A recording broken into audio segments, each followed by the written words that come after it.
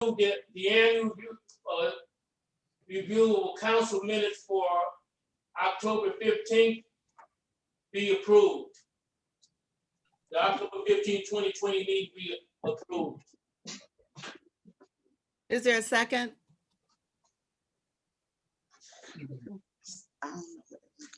We're on number 4, agenda review council minutes for October 15th, 2020.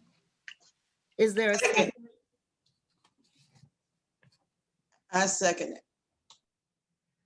Any discussion?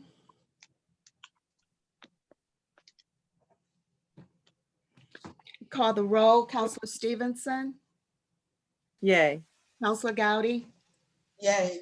Counselor Martin, Yay. Counselor Smith, Counselor Smith. Abstain, I'm sorry, abstain. Okay, and Counselor Austin. Say, I just got these minutes today out of my box, so I want to make sure that I do my due diligence to make required correction. Now, hopefully everybody is signing up saying that they've already taken care of all that, but I do appreciate the thoroughness of the minutes so far. 19 pages, that was a good meeting. Thank you. Agenda review council minutes for October 15th, 2020 has passed. Madam Clerk, I move that the regular council minutes for October 20th, 2020 meeting be approved. Is there a second?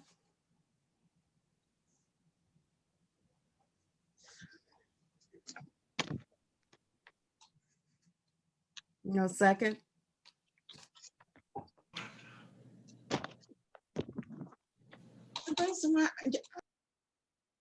Second. Is there a discussion? Call the roll. Counselor Stevenson, Yay. Counselor Gowdy, Yay. Counselor Martin, Counselor Martin, Can you hear me? yes. All right. No. Calling the roll. Are you a yay or a nay? Where are we still on? We're on number 5, regular council minutes for October 20th, 2020. Let's say yay, 49. I didn't hear you, sir. I'm sorry. Counselor Austin? She I can't. said I'm missing a couple of these minutes, so no, negative for me, no. Okay. And Counselor Smith? Abstain. Yay. Regular council minutes for October 20th, 2020 has passed. Or it's been approved, I should say.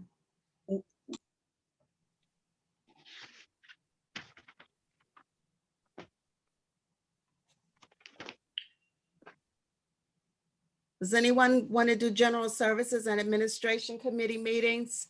Minutes for October 22nd? Isn't that Say what? general committee, number 6, general services? Yes. Okay, I ain't seen them. you what? I don't have them in my box. You don't have them in your box? I do not. That, They were put there. These were done a while ago, but I can certainly send you another copy. Yeah, because I'm going through 3 different folders. General Meeting. service meeting be approved. I You're even on the committee, you barely made the meeting. It's okay. We'll just move it to the next agenda review and get it on the next council meeting. Okay, Thank you. sure. We have number 7, regular council minutes for there's November. a motion on the floor. Move that the General Service Administration Committee meeting be approved. How? Do you have a copy of the minutes?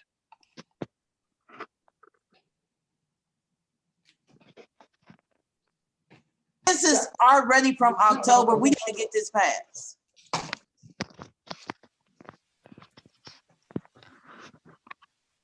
second her motion.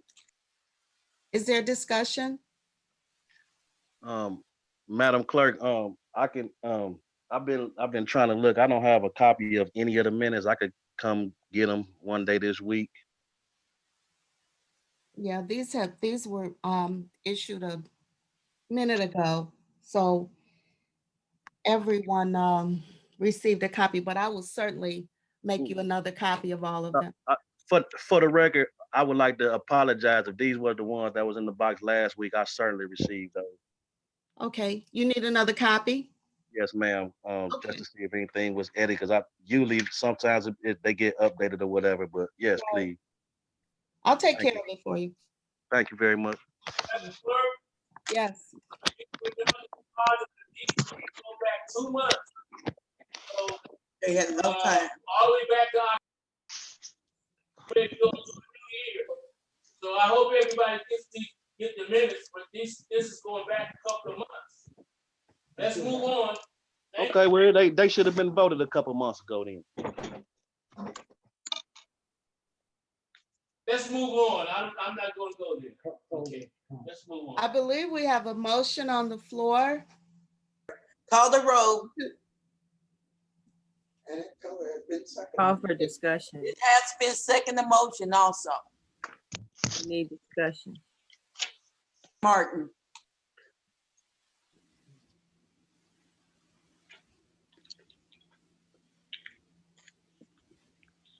Is there any discussion on these on these minutes? Just that, as the chair of general services, I want to make sure I actually have those minutes. And I've been through like 3 different folders. Let me see, hold on. November 10th, I have those minutes. But we're talking general services, October 22nd. I have November 10th, but I don't have October 22nd. okay, can you call the roll, please? Counselor Stevenson, Yay. Counselor Gowdy, Yay. Counselor Martin, Yay, if you can hear me, yay. Counselor Smith, Abstain. Counselor Austin. All right. I told y'all that I'm gonna read the minutes and make sure they are tied in. I have November, I do not have the October minutes. So that's a problem for me. Okay, we No, I'm can, not gonna approve minutes that I don't have. And somebody that didn't even go to the meeting, say, yeah, they're gonna approve the minutes for the meeting. we can move on.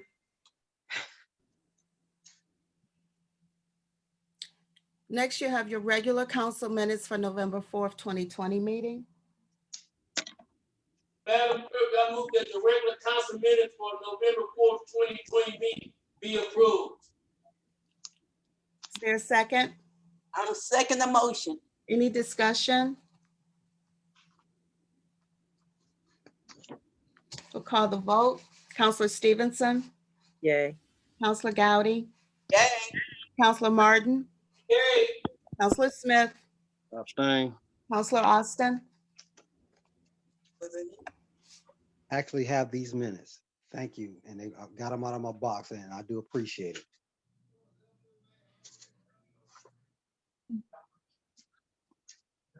Would you like I'll to? go, these are, okay. Oh yeah, this is heavy. Yeah, I'm gonna move for these minutes to be approved. Yeah, I'm gonna agree with them because they got a lot of good detail. Okay, we have the regular council minutes for November 4th, 2020 has been approved. Next, we have Health and Safety Committee minutes for November 10th. Madam Clerk, I move that the Health and Safety Committee meetings for November 10th be approved. Is there a second? Second the motion. Any discussion? We'll call the roll. Counselor Stevenson, Yay. Counselor Gowdy, Yay. Counselor Martin, Yay. Counselor Smith, Abstain. Counselor Austin. Abstain. Okay, we have Health and Safety Committee minutes for November 10th. What that is. Okay, last we have Contracts and Property Committee minutes for November 10th, 2020. Madam Clerk, I move that the Contract and Property Committee minutes for November 10th, 2020 be approved. And is there a second? Any discussion?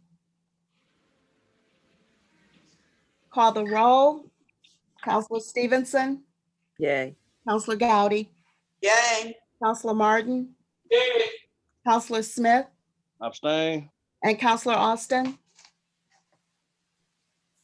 Yeah, I was looking them over. Like I said, I just got them today, but these are so thin. I guess we can go ahead on and approve them.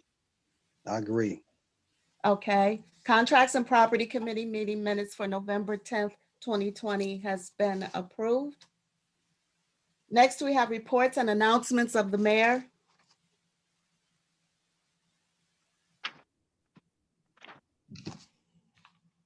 Mayor King. Good afternoon. Good afternoon, council. Not sure Good if you can hear me. afternoon. Mayor. Okay, good afternoon.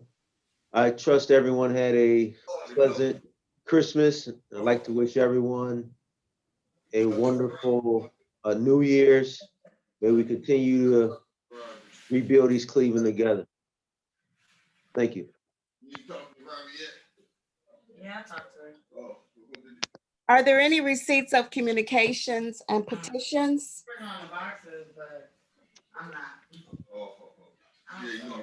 None. There's background noise. Please mute your mic. No, not for now.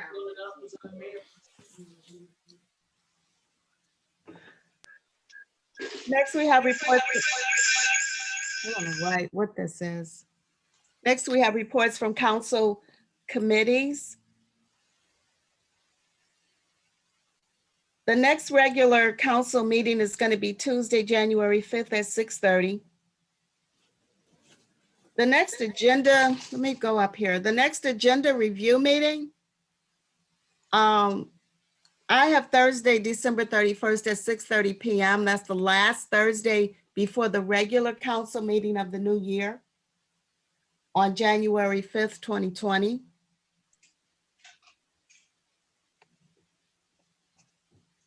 And next we have the committees, contracts and property chaired by Councilor Juanita Gowdy.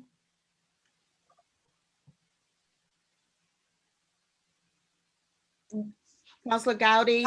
Contract and property is Thursday, January the 7th at 6:30 p.m. That's it. Next, we have health and safety chaired by Councilor Martin. 12 at 5:30. Thank you. We have the finance committee chaired by Councilor Stevenson. The next finance committee meeting will be January 12th, or Tuesday, January 12th, 2021 at 5:30. The general services committee chaired by Councilor Austin.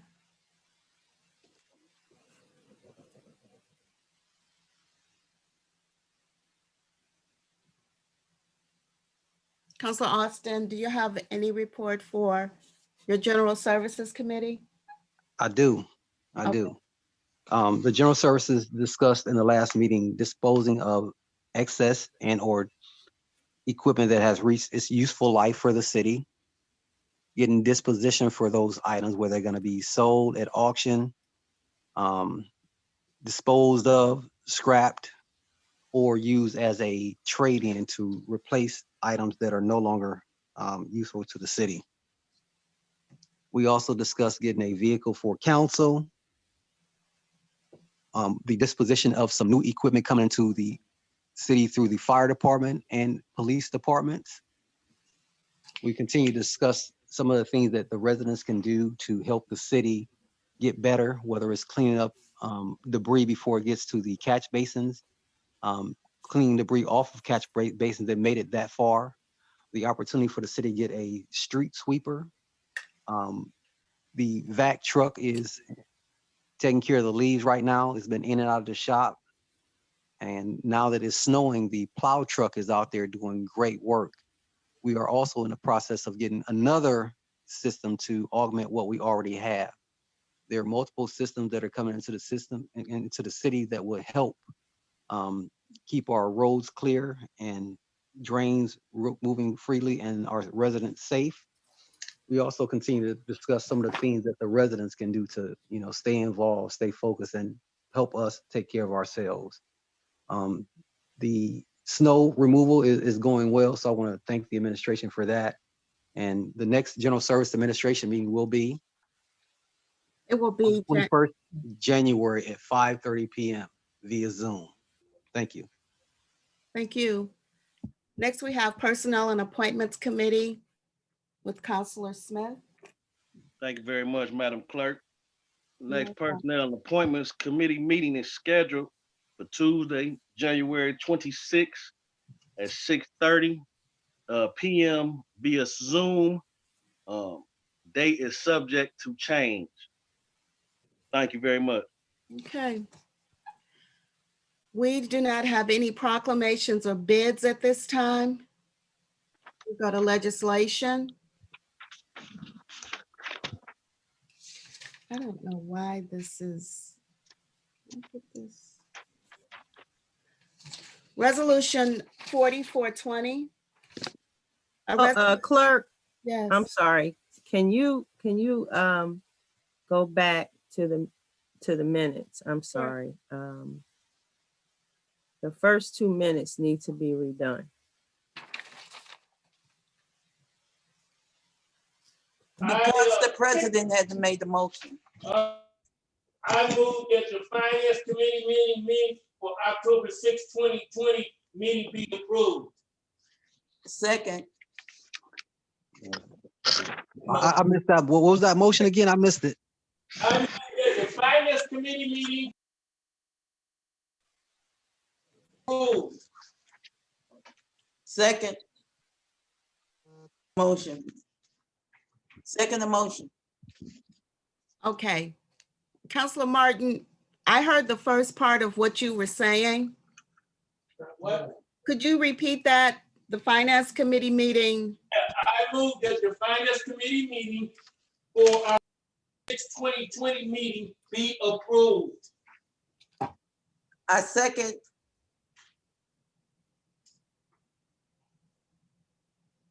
Okay. Any discussion? We'll call the roll. Counselor Stevenson, Yay. Counselor Gowdy, Yay. Counselor Martin, Yay. Counselor Smith, Abstain. and Counselor Austin. Abstain. Next, we have the regular council minutes for October 6, 2020. I move that the regular council meeting minutes for October 6, 2020 meeting be approved. Is there a second? Second. Any discussion? Call the roll. Counselor Stevenson, Hold on one second. Is it too early for me to, or too late for me to have a little bit of discussion about some of these minutes? Yes, it is. You are not chairing a meeting? Counselor Austin, go ahead.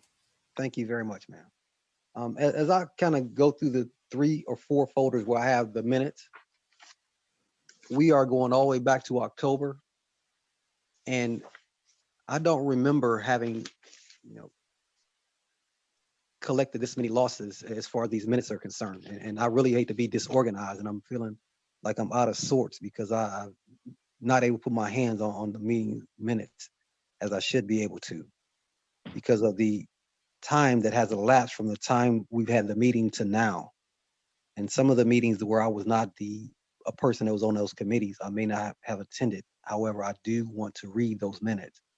And because it's been months since the meeting has actually occurred, it's very difficult for me to sign up and put my approval on the minutes that I cannot find because they're, so far gone.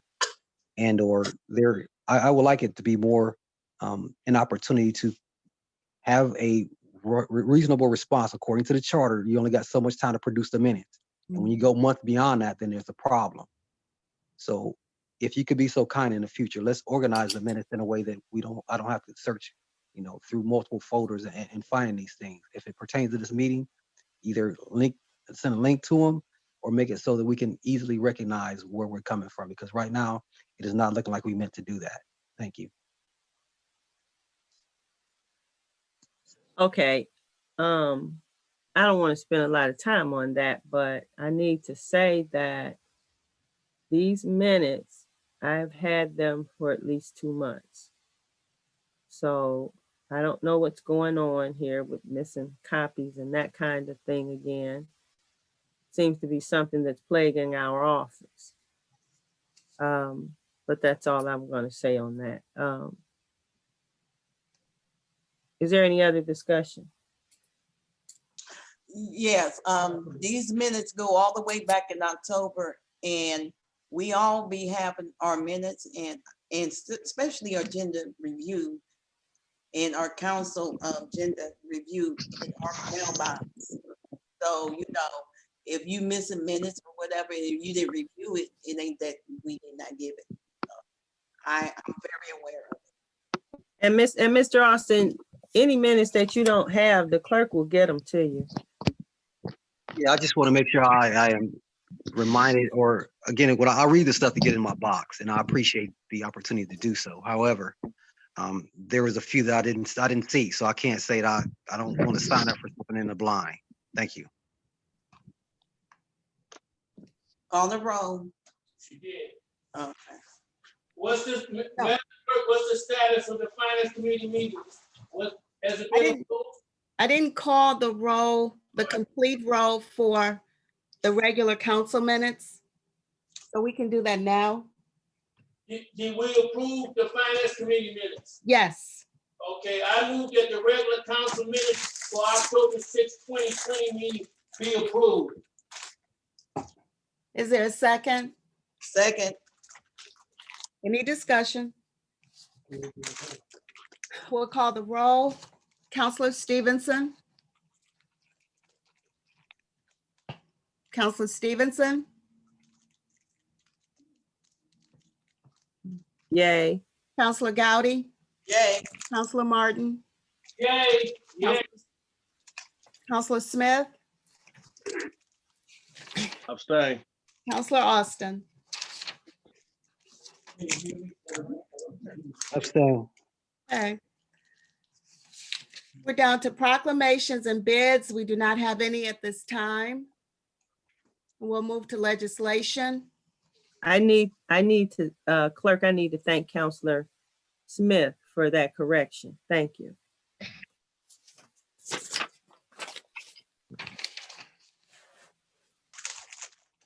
We said yay, but you didn't say the minutes was approved. Okay. Regular council minutes for October 6, 2020 meeting has been approved. Resolution number 44-20. A resolution authorizing the mayor to enter into a contract with the District Advisory Council of the Cuyahoga County General Health District for public health services for the city of East Cleveland, Ohio for the year of 2021 in the amount of $97,244, $5.45 per capita for the period January 1st, 2021 through December 31st, 2021, to be paid in equal semi-annual installments of $48,622 for the year 2021. This is requested by Brandon L. King, Mayor, sponsored by Vice President Juanita Gowdy. And this is a first read.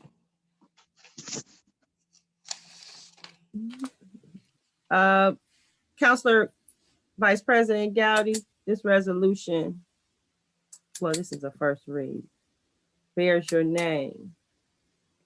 Is there any discussion on this?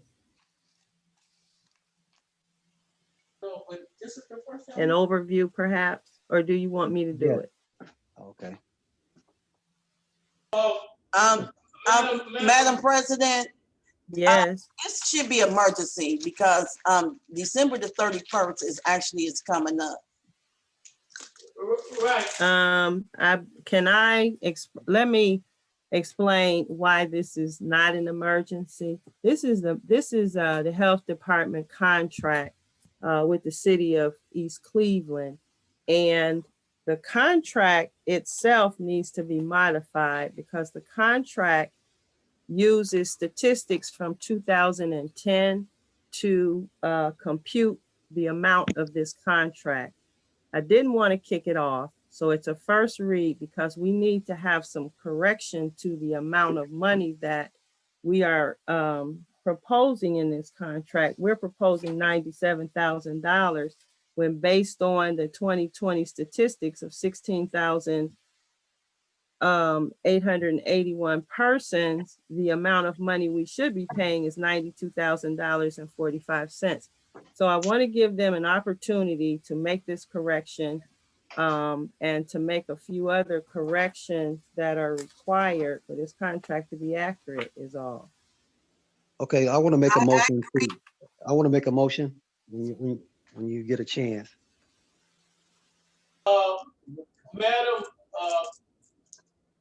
Madam President, if there needs to be some adjustments to this, because seem like we've been discussing this for the last 2 or 3 months, you know. Right. We have, so if the census status makes our population decline and impacts the numbers, the way they put this contract together, then we got time to see how it needs to be done. My question is, has anybody reached out to them to share this information about the changes in our numbers? Right. Well, that's why we're here, Mr. Martin, and I guess that would be since I don't know who to contact. I guess I'm asking that the administration take care of this as soon as possible. Can I have a moment when you get a chance? Go ahead, Mr. Austin. Roger. And I don't know the reason, why they were using the 10-year data, right? The reason that they're No. using the 10-year data because it's census data. Census only comes out every 10 years. So if that is But the census data is out, Mr. Austin. Okay, hold on one second. Based on the date of this contract, it wasn't written yesterday. So I don't know what day the actual census data was released for 2020 and if that has implications on this year's block. So if they cut it off in, say, March, since the data came out in April, I don't know that level of detail. However, I do know that to further delay this, and if we are due a refund, I'm sure that our finance director and the team will go through the process of getting that together. And that's not a hard task because we get money from the county all the time. So that is, in my opinion, that's important, but it's semantics. So any adjustment we need to make, we agree that we're going to make them next year. However, 10-year census data, end date, we don't have that end date and or start date for this particular contract. However, if there is a refund due to the city of East Cleveland, I'm sure they're not going to stiff us, so to speak, because they've already told us that y'all spend $100,000, we give y'all $200,000, so we're not missing out. So I would like to make a motion that we make this resolution number 4420 an emergency. That's my motion.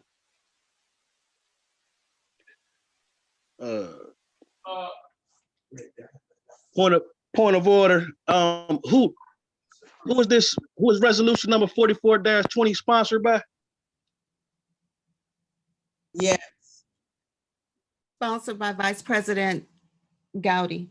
I thought I was co-sponsoring this like some meetings ago. I remember that myself and somebody else also co-sponsored this.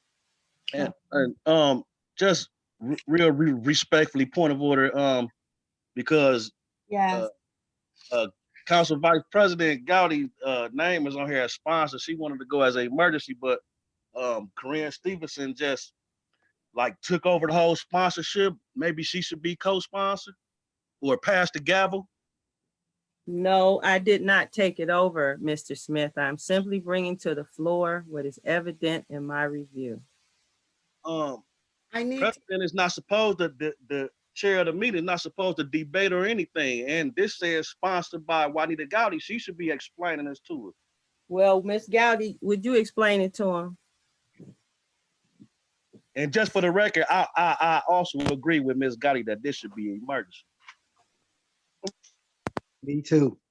After reviewing, what, president, council president said, it do make sense because the numbers of our, community have went down.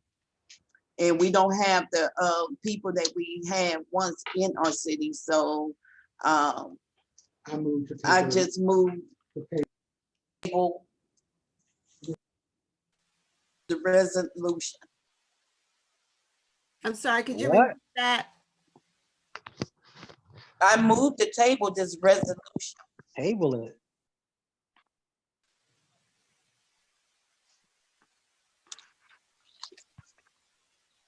Numbers have went down, Councilman Austin. We don't have the same people that's in our city anymore. Why? Because this was a 10-year snapshot of what the census data read at the time this transaction took place. However, I don't know what point the health department will update that snapshot to the current census data. So like I said, could have happened in March, the cutoff, April, the new information was released. So based on the as of date, you know, about the as of date, this information may be in fact valid and or a refund may be due once this legislation moves forward into an actual contract. So more to follow once that unknown is resolved. However, the necessity of having coverage January 1st is paramount for our city. And the health department just published some information saying that if you want to know when free COVID testing is taking place, we got that information for you. So I don't know if you want to go without coverage during that period. And this is, in my opinion, a very necessary contract for literally the health, interests, rights, and needs of our residents. So to go without coverage is illegal because we already heard from the Ohio Revised Code how the state of Ohio said that each district, each slice of Ohio has to have this coverage. And or if you don't have it coverage directly from the county, then you have to partner with the city. And there's been some efforts by certain individuals, I'm sure, to partner with the city, but this is a necessity. It's a Ohio mandate. So I recommend, I'm saying on record, please actually put this in the minutes. This is, according to Ohio Revised Code, it's a necessity for our city to have coverage. Thank you.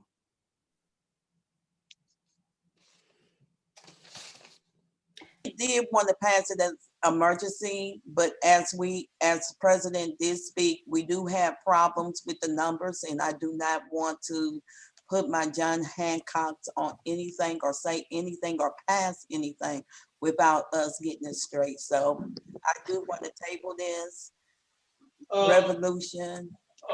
Madam President, I just saw on my computer what Charles said we should get something December 31st in terms of the census. But where I'm at with this, because it's very important that we pass this, that I'm reaching out to the administration to share this information about the census and what impact that would have, so that if we have to have a special meeting, Right. I think we got flexibility if we pass it within the next week or two. Yeah. So the administration needs to reach out to the two guys that were here a month or two ago from the Cobb County Board of Health and share the concern about the census data and how that would impact this situation. It may change it for $3,000 or $4,000, but that would be the responsible thing. The sooner the administration reaches out to them to get that information to the council, then I will come back to a special meeting to pass this. And I think I don't think we were locked in to just do that beginning of the year, but I think we can get it done within the next week or so. I think that would be the best thing to do. Right, table it. So until we get that information, maybe we need to just table this until the administration comes back with the concern about the census data and how it's impacting, how they calculated the 97,244. Thank you.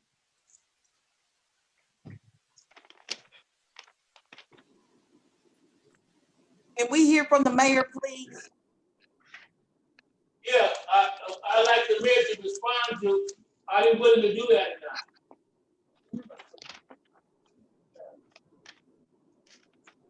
Hello, council. What is your question, please? The question is, We're gonna table it. the census data may throw these figures, the $97,000 figure off. That's the only thing that's holding this up. So we're asking you to reach out to the Cobb County Board of Health, share the information that the council, what the council's concerned, and get back with us so we can pass this. That's the only thing holding up. So we will have, if we have to have a special meeting to pass it, the next 3, 4, 5 days, I'll come back here to do that. But according to what's being shared by the council president, the census data, our numbers have decreased. Right. And per capita, that would impact how they calculated this.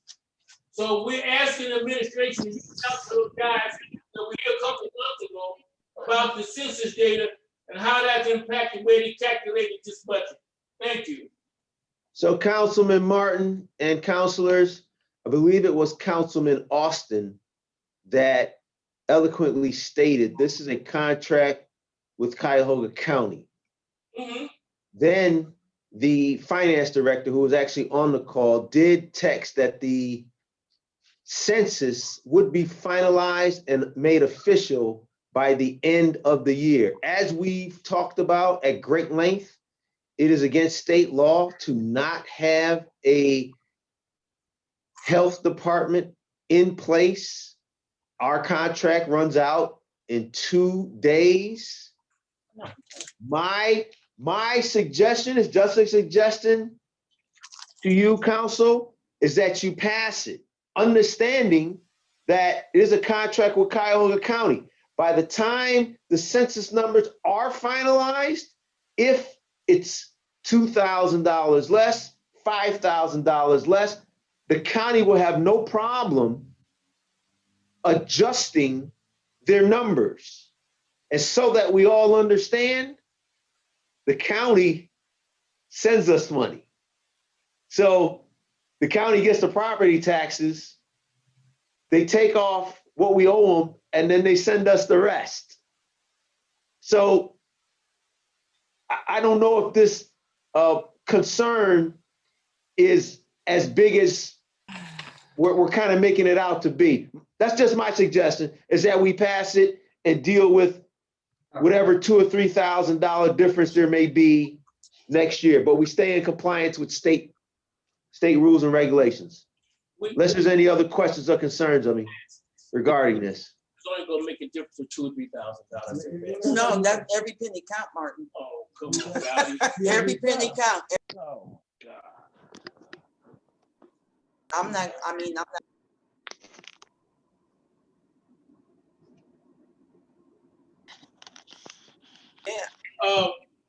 Guys, one more, Madam President, one more concern in relation to what we're talking about.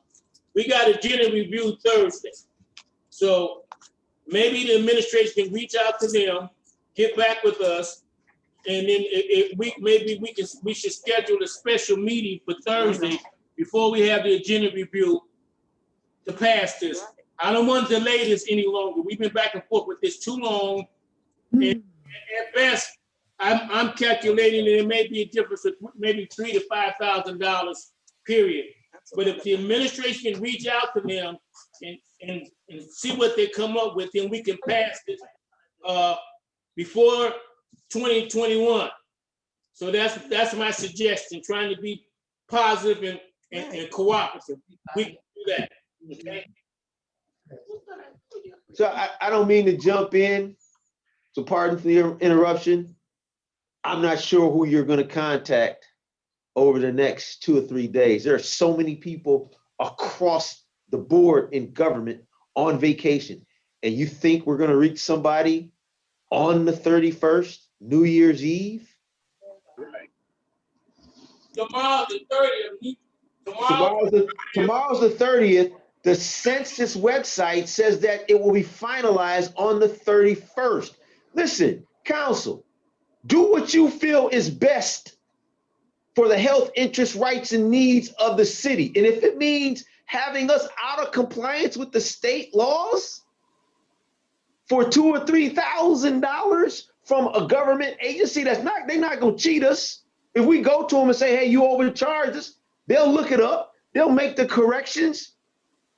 Where are they going? Where's Kiowa County going?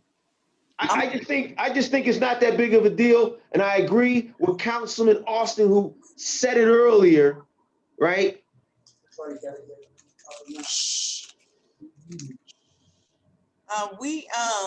We really want to pass this, but right now, I just believe that because of the money issues that we've been having in the past, we do not want to make the same mistake over and over again. It might not be no big deal to you or to Martin or to anybody, but it's a big deal to me when it comes down to numbers and our money for the city. And I will support it Thursday if you make a call. We need to have some kind of call to be made to get some adjustments. Let me, can I ask one, can I make one more comment since we doubled down? I think we are long past the 3-minute rule, guys. It ain't no 3-minute rule. We So can be here all it night exists, with but this. not for, again, I don't want to be here all night, but I just want to say one more thing. So as we pass, like, the pizza spot, right? The couple of pizza places that we have left in the city, and they need a inspection from the health department. If we don't have health department coverage, how do they get those inspections to be able to continue to conduct business? No response required from me. Respond to the people, because they're eventually gonna get wind of how to get on these Zoom conference calls and understand where these sticking points are that are truly trying to impede truly what we said about their health, interests, rights, and needs. So just kind of consider that as we move forward through some of these discussions that, you know, kind of get off the track, so to speak. Thank you. For the record, Madam Clerk, I'd like to make a motion to amend, to change resolution number 44-22 from a first reading to an emergency. Okay, that Second. motion was made by Counselor Austin. Oh, did he? I apologize. Well, I second that motion. I Okay, apologize. Thank you, Madam Clerk. you're welcome. Come on. Any further discussion? Yes, I would like to ask that, you know, that we as a council kind of consider the implication and, you know, for the people, I would, you know, I never done this before, but I would pay. If the health department does not give our money back, I will personally pay out of my account whatever that difference is so the people's needs can be met if this legislation is passed. So, Mr. Austin, you said if the health department doesn't make the adjustments, you make the adjustments from your money. That's what you're saying, right? That's exactly what I'm saying. I did not stutter. I did not hesitate. I did not mispronounce my words. I'm clear in my intent. If the health department says that these are the numbers and this is what, keeping in mind that the census for 2020 will not be approved until the 31st. The coverage is required by the 31st. So we are in a position where this legislation must pass. And I'm trying to encourage the rest of the council to have confidence in the systems as they present themselves as of today. The health department will reimburse. If they don't, I will reimburse out of my pocket, out of my personal account, just to give the council the comfort that is necessary to move this legislation so the people may be covered, period. I would like to chip in with you, Councilman Austin, on that. So I want to join with you on that. Thank you.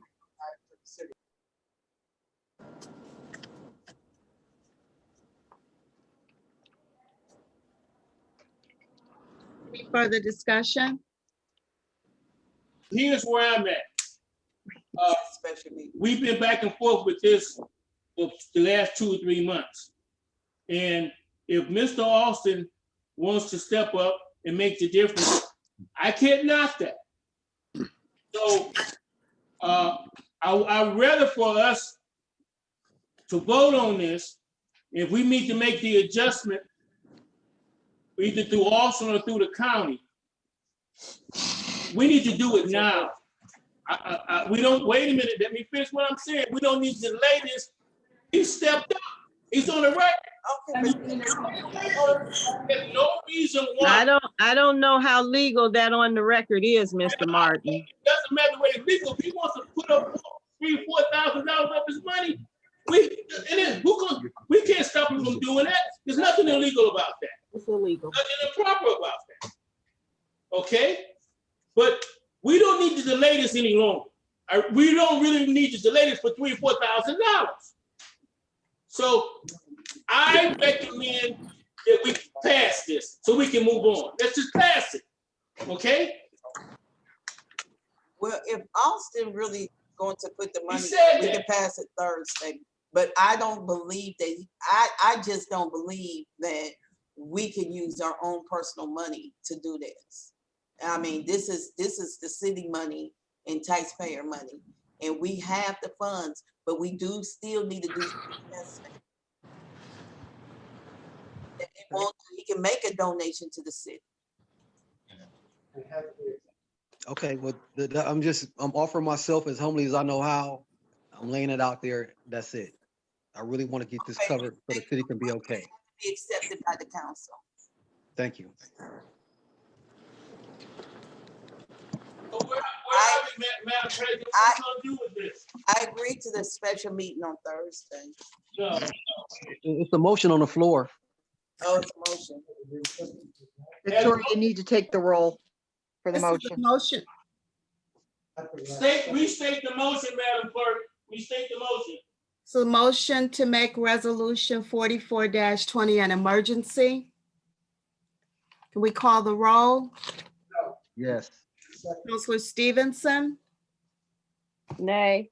Counselor Smith, excuse me, Yay. out of order. Counselor Gowdy,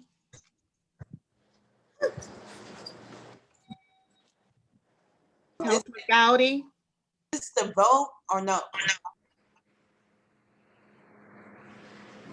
Yes. I'm sorry, you went, I didn't hear you. We can make it to the emergency. Scott, say yes. Yes.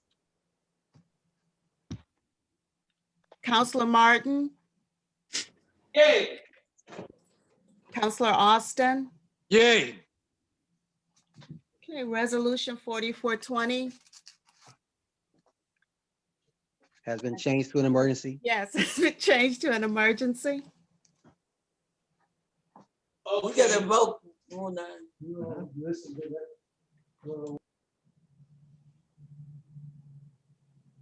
Okay, now you can read it as an emergency or just say it's been changed. You gotta vote Rule 9. Now you need to vote on 4420 as an emergency.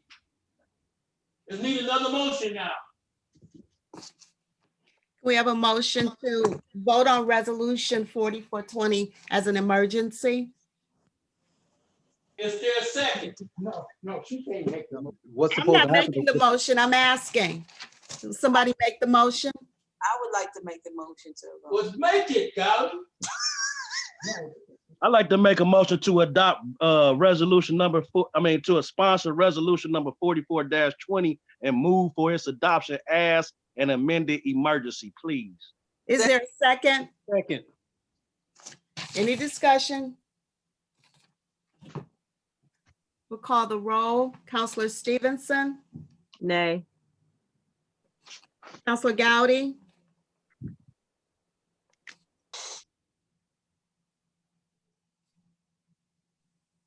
Counselor Gowdy, I mean, I'll vote yes. Counselor Martin, Yay, yay. Counselor Smith, Yay. Counselor Austin. Yay. Resolution number 4420 has passed. Next, we have resolution 46-20. A A resolution to authorize the mayor to enter into a municipal fleet lease to own contract with NCL Government Capital to lease or purchase a fire truck and EMS ambulance, a snowplow truck 1, a snowplow truck 2, and a street sweeper at a combined cost of $1,483,039 for the public health, safety, and welfare. This is requested by Brandon L. King, Mayor, sponsored by Juanita Gowdy, Vice President, and co-sponsors Nathaniel Martin and Timothy Austin. Madam Clerk, can you please add Ernest L. Smith to co-sponsor, please? Yes. Thank you. And if I may interject and go back to 4420 to respond to Councilor Austin's statement that he requested to be a co-sponsor on this resolution. I did. Yes, and it is on, it is correct. Co-sponsors were Nathaniel Martin and Timothy Austin. And this was noted on the agenda review. And so I just wanted to add that for the record. Thank you very much, Madam Clerk. You're welcome. I move that that we adopt resolution 4620 and move for its adoption. Is there a second? This is the first This read, is a though. first read. Sorry. Read, Yes. maybe I should move in an emergency. We might as well, I don't see why we're holding on to it. Let's do it. I move the resolution that we amend. Could you state that again, Councilor Martin? I move that we amend resolution 4620 to read as an emergency. I Second. second. Who was first? Was that Councilor Austin? Second? Correct. Okay. Is there discussion? No, I just want to say that we need this equipment. We've discussed this a number of times. I'm in favor of it, period. Okay. All right. Okay, it's amended as an emergency. We call the roll. Councilor Stevenson, Nay. Councilor Gowdy, Nay. Councilor Martin, Yay! Councilor Austin. Yeah, but I think one of our sponsors may have forgotten they were sponsoring this legislation. Can you read the sponsors one more time? Sponsors, it's sponsored by Juanita Gowdy, Vice President of Council. I have some discussion. That's why. Okay, there you go. Okay, yeah, just let it allow this. I don't know if did you ask for discussion, Madam Clerk? I don't remember. I did after Councilor Martin finished. Oh, yeah, then I think once it was changed to an emergency, I don't know if we asked for a discussion a second time, but give her an opportunity to address her concern. Yo, If you would. has it passed as an emergency, Madam Clerk?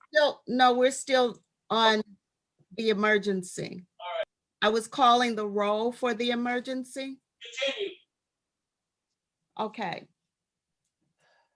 Well, let's go back. I was calling the roll. Councilor Austin mentioned that perhaps someone didn't realize they were sponsored and to reread that.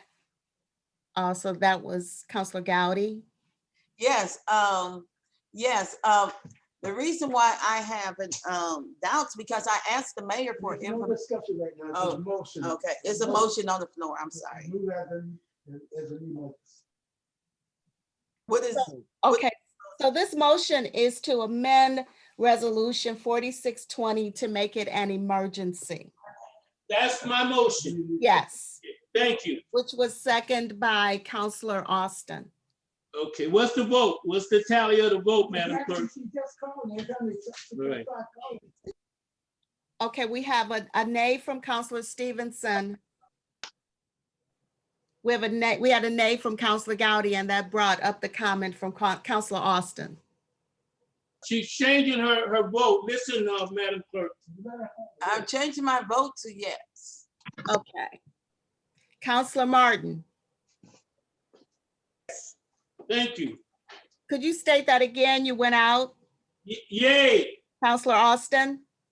Yay, and I just want to remind Counselor Galley, if she could be so kind as to just state that she's gonna do a retraction and then present her vote to make sure that we're in order. Oh, Retract her, I'm happy that she said yay. I want that, but I just want to make sure that we are doing things in accordance with. Thank you. she I don't don't have want to to be pass. distracted. I can be Okay, well, that's good. If y'all happy with it, I love it. Okay, no problem.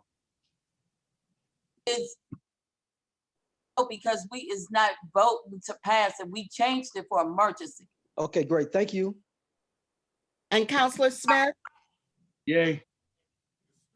Resolution 4620 has, the motion to amend Resolution 4620 to an emergency has passed. Now, I move that resolution 4620 be approved as an emergency. I Second, second. Ernest Smith. It's amended as an emergency. Thank you. I second that. Thank you, Brother Smith. Thank you for the people. Okay, didn't we just do that? No. No, now we did the emergency. Now we got to vote on it. Okay, that's something, okay. Discussion.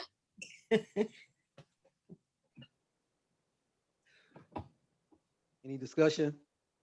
Any discussion? Yes, I'm asking the mayor, why didn't I receive the attachment of the information of this resolution? I asked him for all leases and contracts and I did not get that at all. Get it. We need an answer from the mayor. Council Vice President. Council Vice President, I'm sorry, what is your question? What information do you have? I'll get it together and bring it to you right now. I thank you for doing this because, to be honest with you, a lot of these vehicles, we're gonna go up in pricing because of the new year. So if we can get this done tonight and I can lock those prices in, I will bring you the documents right now. What is it you need? Okay, if you can bring it to me right now and I can review it. Yep, what do you need? Please, I'll get it right now. Copy of the contract, Mayor King. You want the copy of the lease contract, I think, Mayor. So please bring that so we can move on. And this, the please. contract. I'll bring it down right now. You get it, I'll take it down.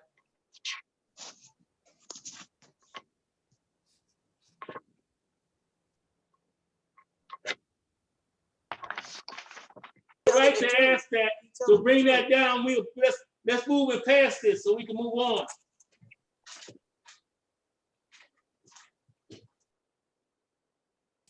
Are we waiting for this process or are we going to come back to this? Bring it down to you, okay? Let's move forward. She will get it, we're here. Clerk, can we move to the next piece of legislation?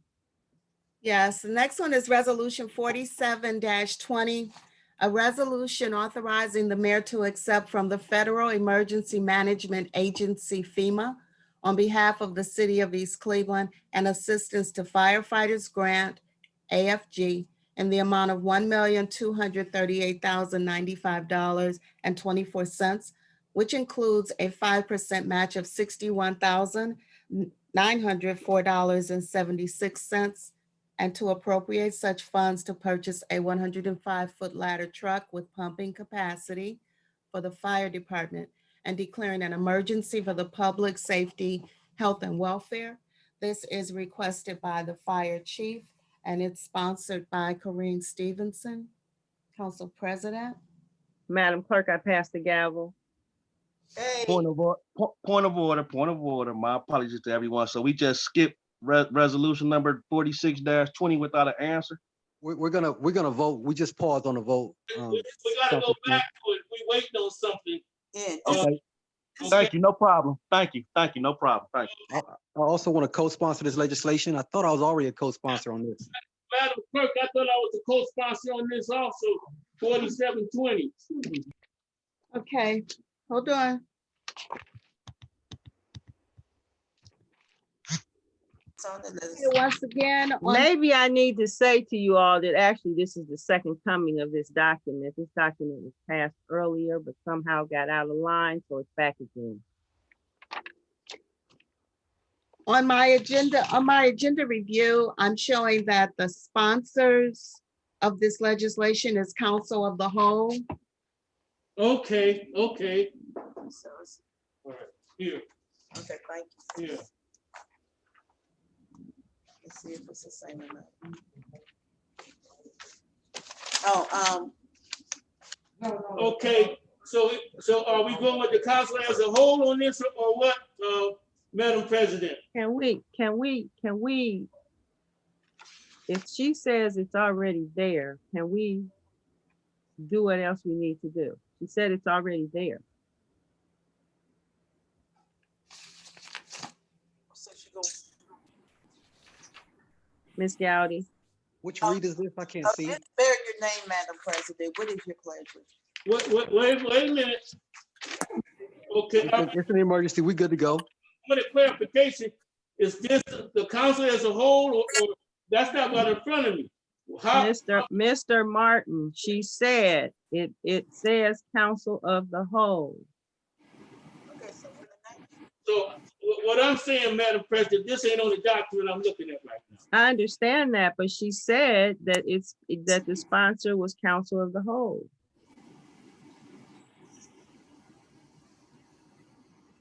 And I would take that to mean that the correction will be made. It is made, that's fine. Let's move on. Okay. Ready to Ms. vote on it as emergency. Yes. Ms. Gowdy, You are. You got the gavel? Yeah, this, bear your name. What is your pleasure? this is a grant from FEMA. The grant is, as you see, is for $1.2 million to purchase a ladder truck, which is sorely needed in the city of East Cleveland. Point of order. This was supposed to be what's your pleasure, not discussion. I'm not trying to be a smart butt or nothing. I just want to stay in compliance. Sponsoring it? Are we done? Oh, I'd like to sponsor this legislation and move for its adoption. Second, Discussion. I can't, all the interruptions. second, We have several seconds. Who was first to second the motion?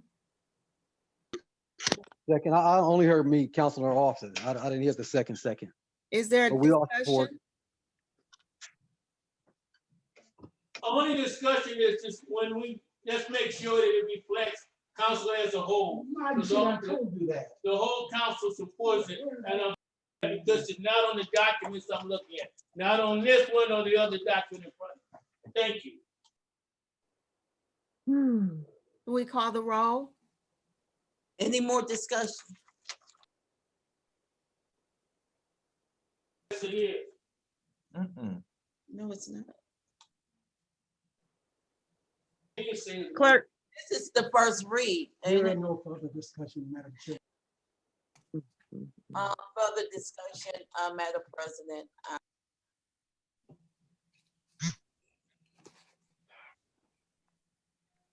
Call for the vote. Counselor Stevenson? It's yay. the first read. This is an emergency, Madam Gowdy, resolution number 47-20, sponsored by Council on the Whole as an emergency. Okay, all right. Oh, it's just supposed to say it up here at the top. She ain't got it. Can we finish with the roll? Okay, I'm sorry. It usually be at the top. Please call the roll. Counselor Stevenson? Yay. Counselor Gowdy? Yay. Counselor Martin? Yay. Counselor Austin? Yay. Counselor Smith? Yay. Resolution 4720 has passed. Resolution 4820, an ordinance to authorize the mayor to enter into lease or purchase agreements for the acquisition of city vehicles for use by departments of fire, Silverado 2500 4x4, WT Cruise Chevrolet service, Silverado 3500 pickup truck with upfit building and housing, Ford Transit Connect E90 passenger wagon and police, Transit 350 cargo van with uplift on the terms and conditions reflected in Exhibit A attached here too. This is requested by Brandon L. King, Mayor, sponsored by Juanita Gowdy, Vice President. That's the gavel back to President Kareem. And I also need to state that again, this is also sponsored by Nathaniel Martin and Timothy Austin, counselors at large. Thank you very much. You're welcome.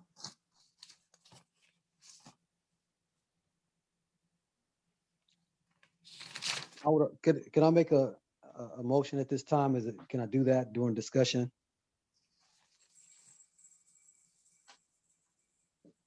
Ms. Gowdy, this resolution bears your name. What is your pleasure? I sponsor resolution.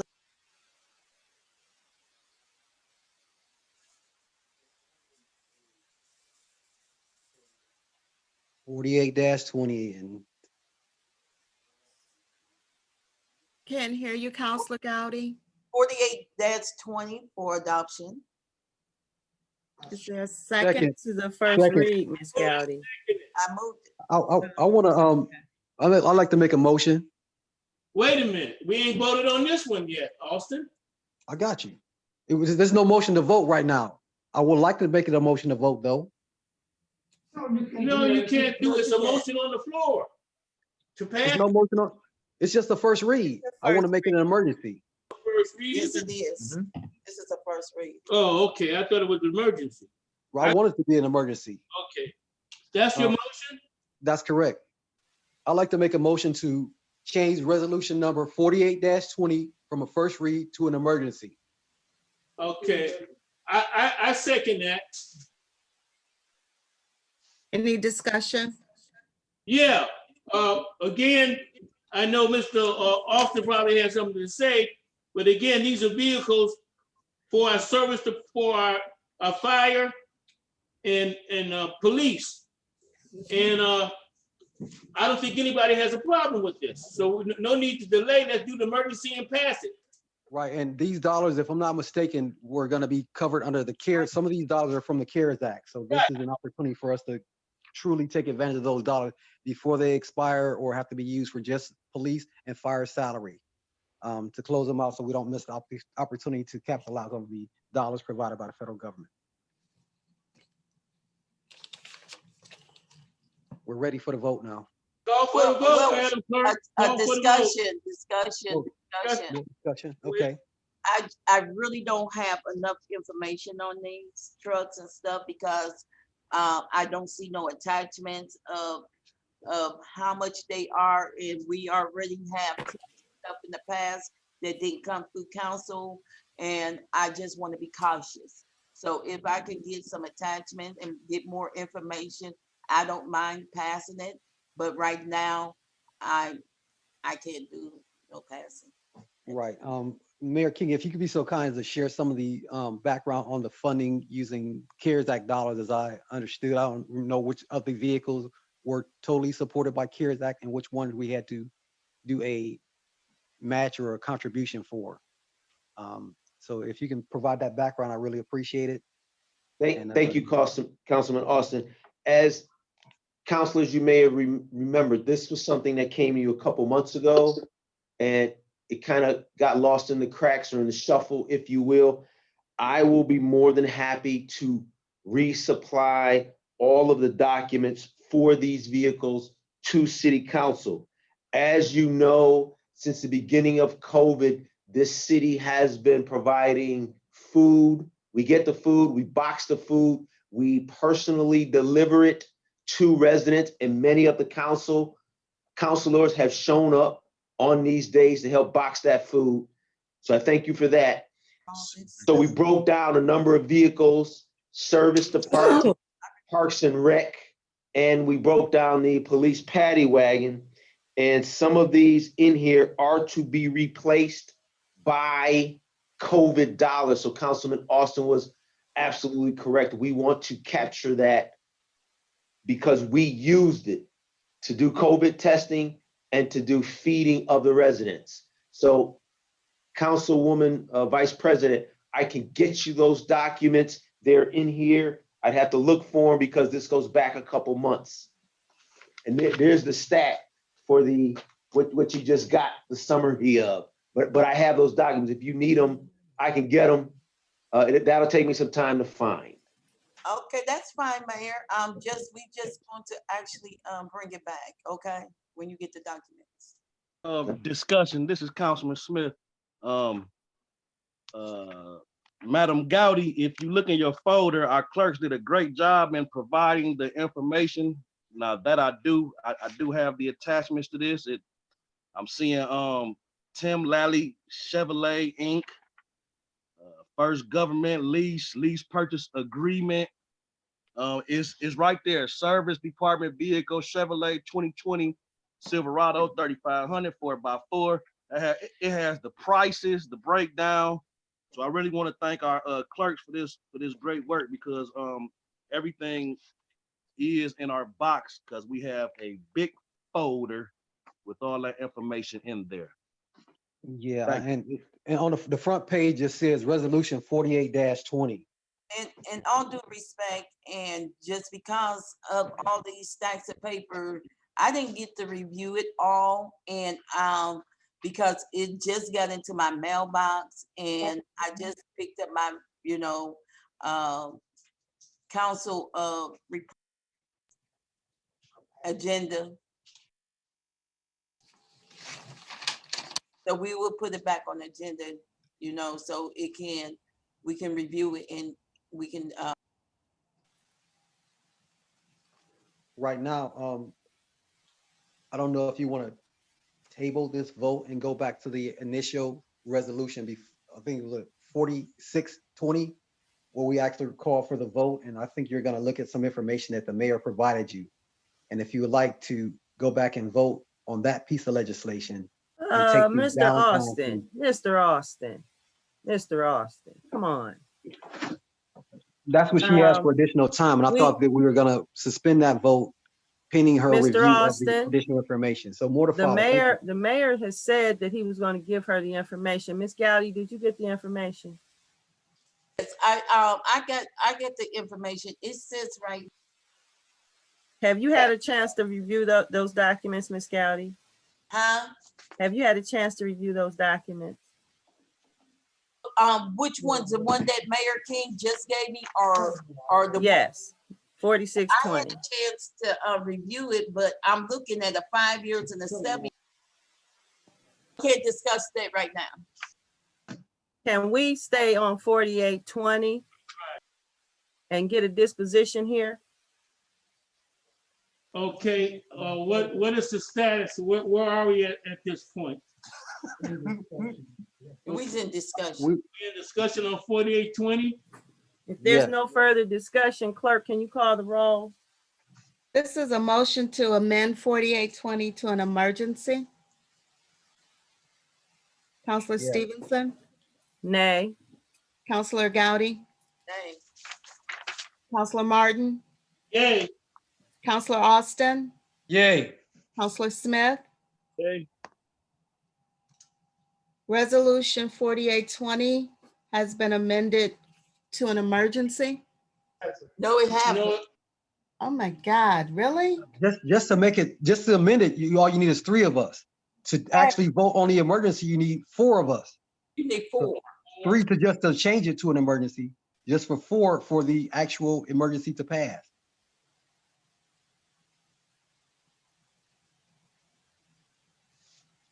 Point of order. Mr. Martin, can you let clerk, where are we at? Yeah. Because you can't define it. And about what we voting for. Point of order should be respected. I'm just saying, Councilman Martin's point of order should be respected. The council vice president is looking for something. If the mayor is still on here, what is it you need? I need more information. information that I got. I just got this in the mailbox. I just picked it up. So if I may jump in, counselors, I can help you understand any of those documents that you have that you need me to help you understand. I'm more than willing to go over it. Just let me know. I'm right here. Mayor Brandon King, her concern is 4820. Is that your concern? Yeah. What is it that you? Documentation to review it and everything else, because if it's in my package, I just got my package today. I respect that. We could come back Thursday with it, you know. We need to review it. Yeah, you should review it. Is there any further discussion?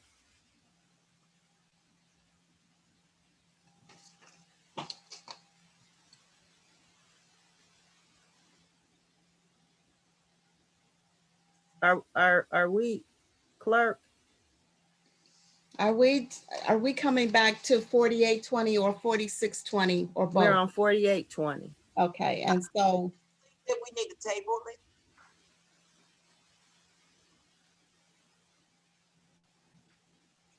Point of order, we already voted on the emergency. Now we have to vote on the actual resolution. Okay.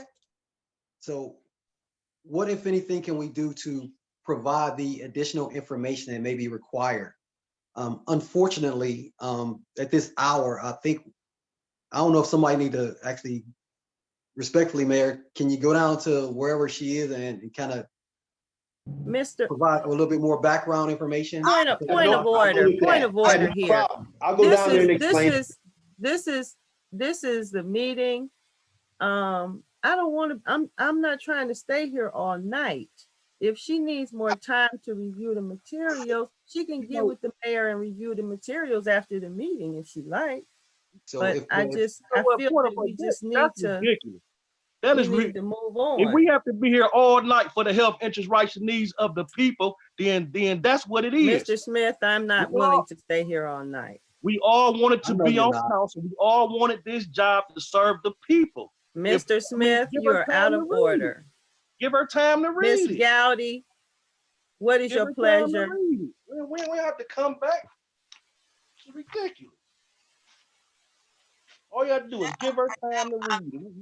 We do not have to come back a whole nother day for this. It's like when we first started that, Councilman Austin and Councilman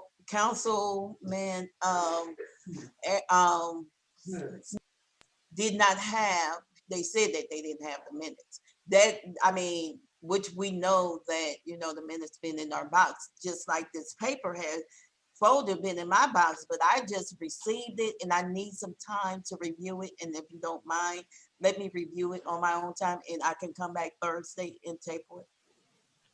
I'm not available Thursday, so I don't know what you're gonna do. This package is really huge and y'all know that, and y'all bring it down at the. Yeah, 4820 is not that big. I don't know if my packet is the same size as yours, but I like to go to school. So if Mayor King can share some of the highlights and or the things that would be reason for concern for the council, I would really appreciate that. And that's the part of working together. And I think that we can use that tool to really move the city along in a good way. Mr. Austin, Ms. Gowdy has asked for more time, and I think we should respect that. I mean, we're Ms. Gowdy, what's your pleasure? I definitely need more time because, you know, when you bring this stuff down at the last minute and you want somebody to blame through it, that's how we mess up. And and it ain't got nothing to do with school, but I definitely need to study this. Unfortunately, so we just had a. What is it that you want to do with this 4820? I want to table it. We just amended it to an emergency. Until Thursday. I mean, I really want to review it until Thursday. No problem. Just amend it back to a first read. No problem. Amend it back to the first read.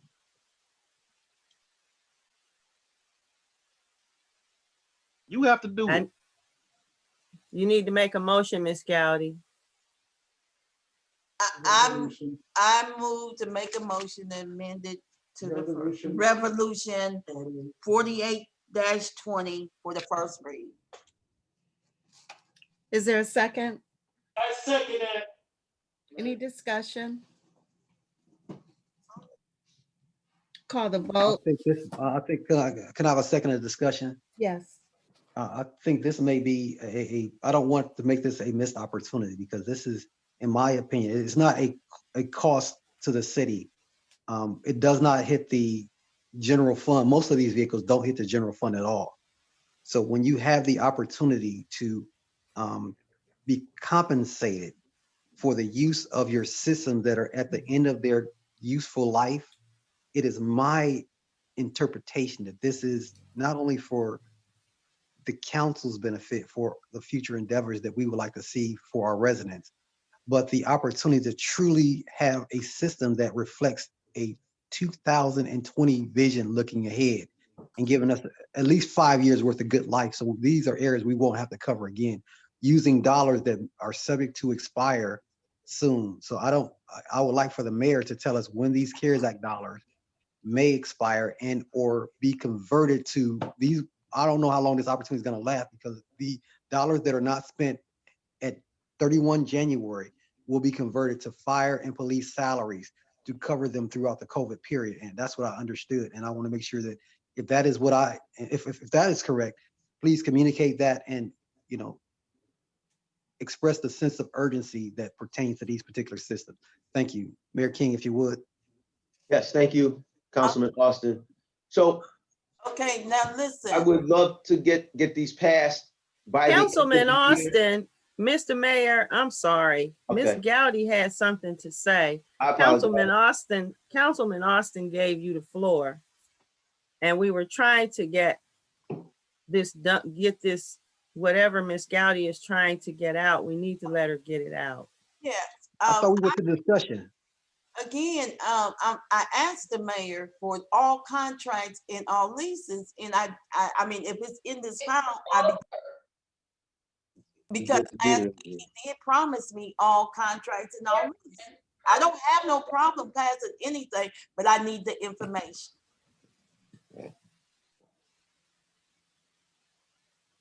Thank you, Ms. Gowdy. Go ahead, Mayor. Yes, so Councilwoman Gowdy, all of the documentation you have, just things happen and you're getting to it late, but it's been in council's purview for over 2 months. So, but I understand if you want to look at it, that's fine. It does make the city look good to have this done by the end of the year. However, if it's not done by the end of the year, we will try and still execute all of it next year. The COVID monies, per the rules, have to be used by the 31st, by the turn of the year. So as of now, we would like to, but I understand if you simply must dig deeper into them, I can understand that. So it's your pleasure. If there's something specific that you have a question about, or I can maybe give you a brief once over and that'll help you better understand it, I'd love to do that. Okay. And then we get a good vote on it now, if that's possible. Yeah, because last week we had spoken and you told me and gave me your word that you'll give me all leases and all contracts so I can review it. So you have them. They were emailed on 11/20. You only sent 11/24, we emailed it to you after we gave you the hard copies. It was 11/24. I just had Belinda look it up. Okay, did you give me all the leases that the city have total? As it pertains to 4820, you have all of the information in front of you. In order to vote on 4820, you have all of that information. If there's something I can explain or maybe clarify at this point, I would love to do that so that we can vote and hopefully pass this. An emergency would be excellent. And I respect that, Mayor, because I really don't want to add on to no more debts. And this is why I asked you for that information. It's very important. So you have all of the documentation there in front of you now. Not have every lease that the city have. And Right, that's not what. Oh, so I'm just referring to 4820. I understand what you're referring to, but before we even got off the last gender review, you told me that you'll give me that information. I understand that we're going by this lease, but I asked you for all the leases so I can just review it so we won't be going back and forth like this. I would like that in my present. Okay, I'd have to reach out to the finance department to get that to you. There are not many other leases, but trust me, Charles and the finance department does an excellent job at keeping us within our budget with these leases. And keep in mind that before we can actually get the lease, it needs to go to the fiscal commission, who then gives us the thumbs up in order to execute a lease. So we'll be fine in that regard. By the time we get all of the necessary checks, the numbers will be looked at to make sure we are sustainable with these leases. Mayor, if I may, Yes, please, Charles. Thank you. there's 2 leases that the city has. One is an annual payment of $19,000 and another one is for $23,000. The $19,000 is for. What's your main right now? I hear what Gowdy's saying, but we on 4820. Let's get through that.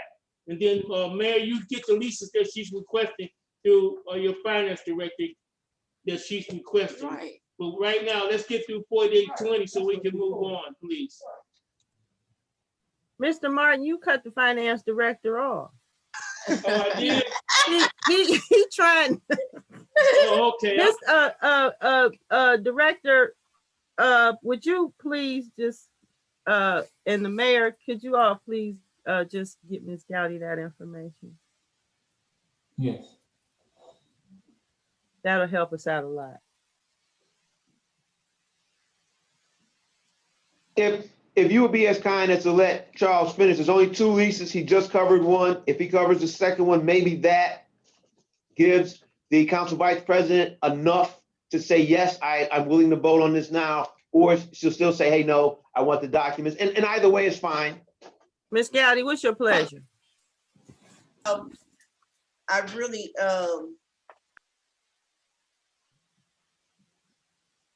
before I really vote to add more debt to our city, I really need all leases, and that's my pleasure. Are we tabling this? What are we doing? We have a motion on the floor to amend it back to a first read.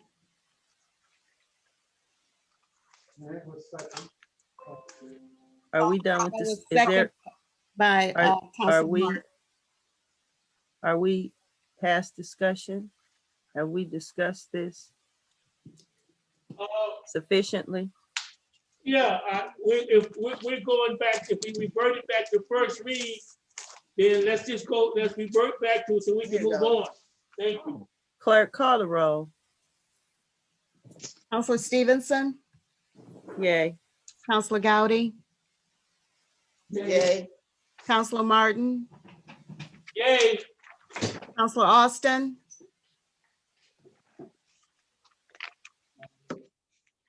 Nay.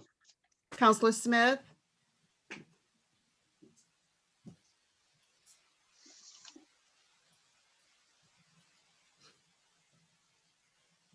Councilor Smith,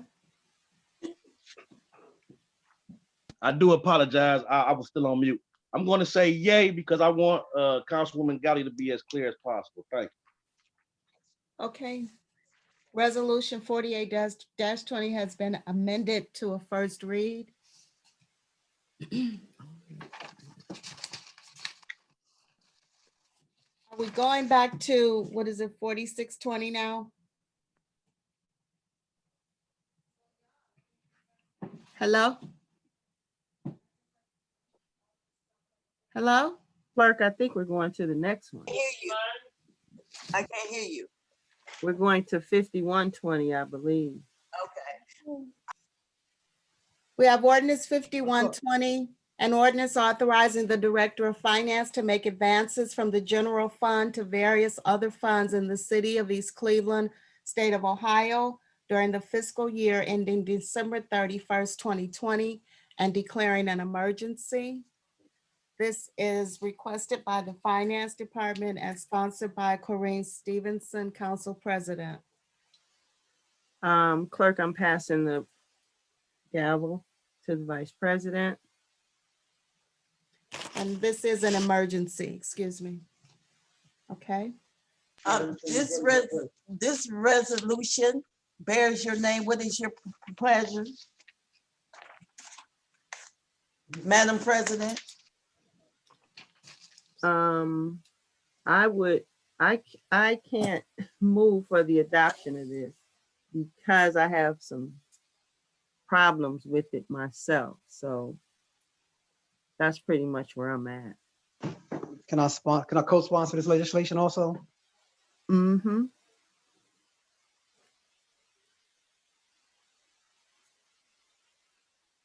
Okay. So if I could, Any discussion? I like, Yes. what is the, on this, Karina's fund. it's probably other council people. Madam President, can you tell me what are your concerns with this, please? I'm concerned with the whole thing, the whole entire thing. This is requesting a transfer, I believe, of $212,000 to cover $212,000. We're requesting to transfer $1.3 million. I have a problem with that. If you're covering $212,000 from grant funds, I understand that grant funds are advanced and then reimbursed. But the transfer 1.3 million to cover $212,000 doesn't make a whole lot of sense to me. Can I share some discussion on that? Go You ahead. can discuss what you can if the discussion is over, have at it. Okay.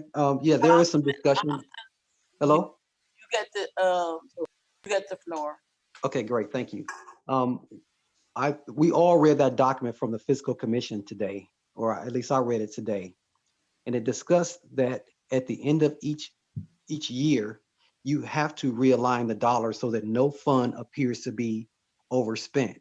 And if you have the resources in other funds, this is the way that you sanitize or reconcile your account. And every account period must be reconciled. And how you reconcile that account is through the realignment of those funds. And I know that you're talking about grant dollars, and that is creating a misunderstanding for those that don't know. The grant dollars are reimbursable. I read that. But if you keep on reading through the information, it specifically says each line number need to be balanced. No line number need to be at a deficit at the end of your closing year, especially if you have the resources to reconcile those lines between the lines or the funds that you have in your record. Record is reflected as the balance book for the city of East Cleveland. We all read that from the Fiscal Commission. Matter of fact, you sent it to me. And if you don't understand the information that you send to the council, I am exceptionally concerned, disappointed. Like you said, you don't understand. Dismayed is an understatement. So yeah, I read that document. If you want me to go back and read my highlights, I will, but it says specifically no fund should be at a deficit if you have the assets, regardless of whether it's 1 million or 10 million, to reconcile those lines. And that's what the finance director is directed to do from the Fiscal Commission. If we as a council continue to unnecessarily create defeat for the city, whether it's the finance, whether it's the service department, whether it's the building and housing, as a council, it is our responsibility to provide solutions, financial solutions using the appropriations and legislation that is to be provided recommended by the administration and approved by the council. These appropriations are not jokes. There's not something that you should use as a political tool to have your personal needs met. Please take a look at the document that you sent out from your office, Council President Stevenson. You sent this note and I read it from top to bottom, and it says specifically, Council, you have this responsibility. Administration, you have this responsibility. Finance Director, you have this responsibility. And tonight, if you say you don't understand, there's different roles and different responsibilities, and you have one in this right now. Council, as a whole, we have a responsibility to move this legislation to allow the Finance Director the authority to make the transactions that are response for moving this city forward in a way that will allow us to be clearly moving out of fiscal emergency. So I did read that, and it says that if you don't do these things, you remain in fiscal emergency. And that means the stringent guidelines provided by the Fiscal Commission will become even more so stringent. And if we can do things to reduce that level of control, and I don't know if control is the right word, but reduce that level of oversight by being fiscally responsible as a city and especially as a council when you know what's right, because you send it to me. So it is Well, my would you let me interpretation. respond? I will, but I don't want no nonsense. I want to be straight to the point and just do what you're supposed to do. Thank you. Councilman. And I have plenty of sense to do it and understanding to do what I'm supposed to do. President, What I said to you was that there's $1.3 million to cover an advance of $212,000. If you're covering $212,000, please tell me why you need to transfer $1.3 million. Because there's lines that require, That is my question, because I don't have a narrative document that will tell me what the justification is that makes that plan successful. That's all there is to it. Without information, I don't know, and I'm not going to guess. If you keep on closing your eyes and turning away when you're getting the information, because at the end of every month they publish this report. $212,000 is the key, Mr. Austin. It's not. Argument. Why I have the floor? Respect. I got the gavel. Thank you very much. I do appreciate that. Council President, could you please say what you just said? And we would like what you got to say. I just want to know why we are transferring 1.3, I think 85, almost $2 million, $1.4 million to cover 212,000. This is not a request to cover all of the overages in the budget. It's only to recover 212,000. That's what's on the paper. So I can only assume that this is what we're covering, $212,000. Okay, Mr. Austin. Councilman Austin, you are ready. Being ready. Thank you very much. I caught part of that, but to make a long story short, it says various funds. It doesn't specify just one. It says various funds. And I'm a real simple guy, but I do try to understand the information and apply it to something practical. He did say various funds. He didn't just say one fund.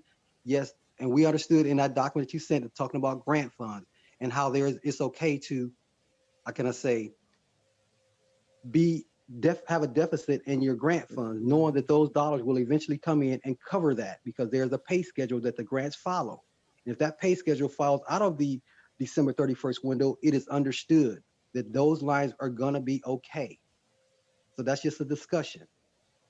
So yes, he said various funds. So be clear when you're talking about how or these additional dollars, because it makes it seem that there's some measure of inappropriate behavior, some impropriety going on, but it's not. Well, you need to tell them to be clear, because various other funds could mean anything. One at a time. $212,000 is a far cry from 1.3 million. The chair recognizes Councilman Nate Martin now. Thank you. Well, we got a profound issue on the floor, and I know all of us are thinking people with minds. And the question is 212,000 versus 1.3 million. And if we can't get an answer, and I want to hear what the finance director has to say. If we can't get an answer, we can't act on this, because it's, how do you justify 212,000 then 1.3 million? It's a real basic question.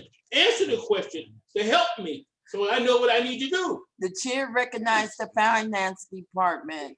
Charles, where you at? I'm here. I'm just waiting. I'm just waiting my turn. Okay, so I don't know where 212 is coming from. So let's start there.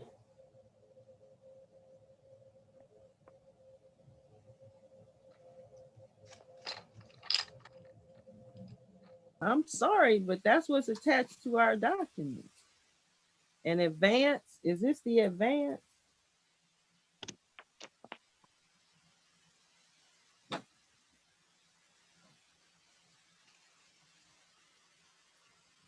Is this 5120? Yes.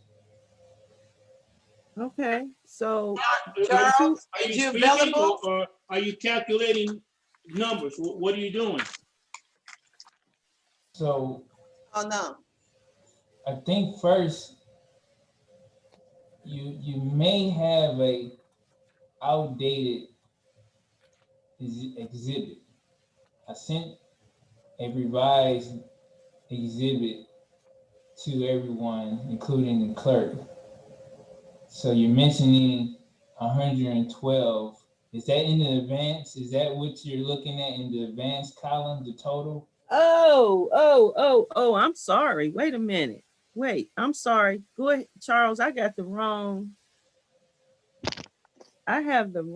thing attached to this. This makes it even more severe, because here we are talking about a 2020 appropriations amendment. Is that what this is? So the transfer. And if this is a 2020 appropriations amendment, this includes the $1.7 million of CARES Act money and the $1.4 million of CARES Act money. Is that what this is? No. What I'm saying is you should have one exhibit for the transfers. Right. And that exhibit is the appropriations, and within the reappropriations, the advances and transfers is a separate section. Well, and you should have got that exhibit with just those two sections. okay. No.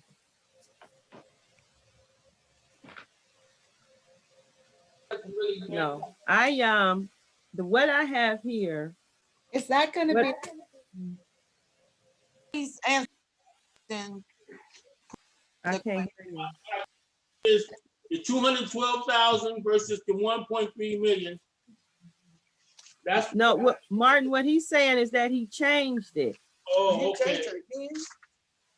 So and if it's changed, if this is changed, and I'm looking at it's changed, then that means that the $1.7 million is combined in these numbers to modify ordinance 2620 is what I'm looking at. And then there's additional $1.4 million in here, which is also CARES Act funding. So that becomes my question, if I'm understanding what I'm looking at correctly, because this is different from what we originally had.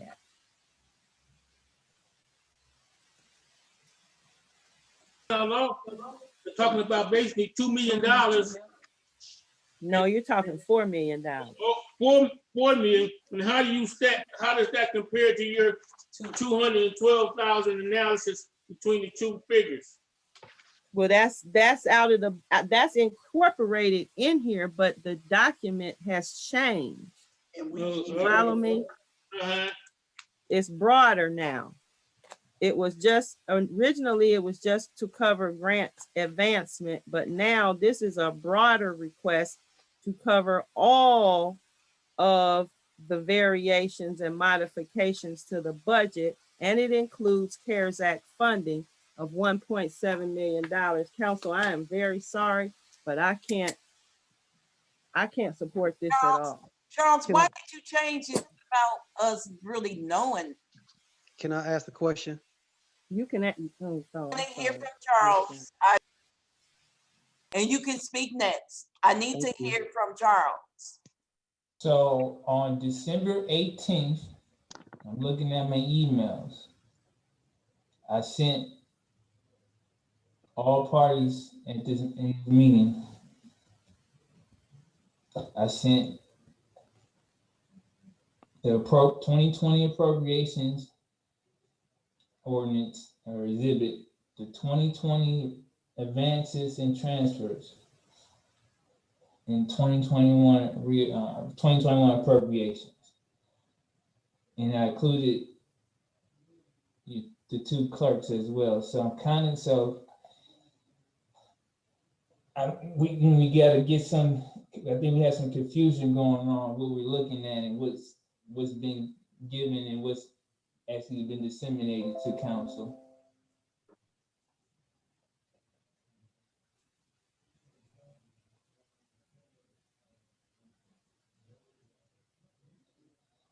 So if everybody looks at their email from December 18th, you will see the exhibits.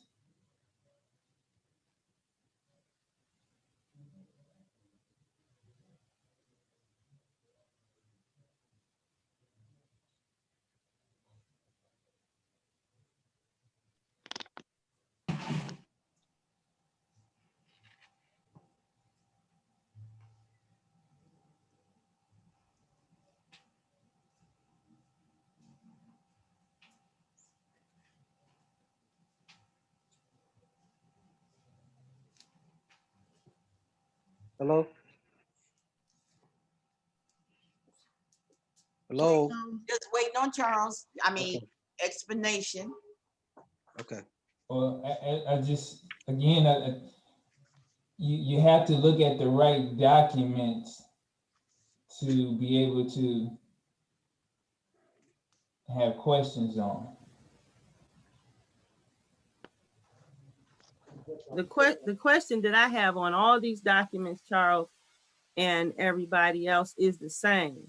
Where is the narrative justification for the management of this money? It is very difficult for me, knowing what I know, to just arbitrarily move money because there's numbers on a piece of paper. I need justification that tells me what this money is being moved to do, whatever, by category. And I've asked for it over and over, and I'm not getting it. So those are my issues with this whole finance situation. All right. Any more discussion? Well, Yes, I got a little note. Or you go ahead, Counselor Martin. Go ahead, well, I Council. think Go I ahead, have Councilor already Martin. about this, and I think we need to probably table this until these answers. She has the right to ask what she Yeah. needs for. Where's the negative justification? Where's the money being moved to? It's a basic solid question. So I can't move on this until those questions are answered. That's the responsible thing that I would say any council person would do. Okay. If I may interject. Go ahead. So you said where the money is being moved to. I heard that statement. Right. So the exhibit shows the fund that the money is being moved to.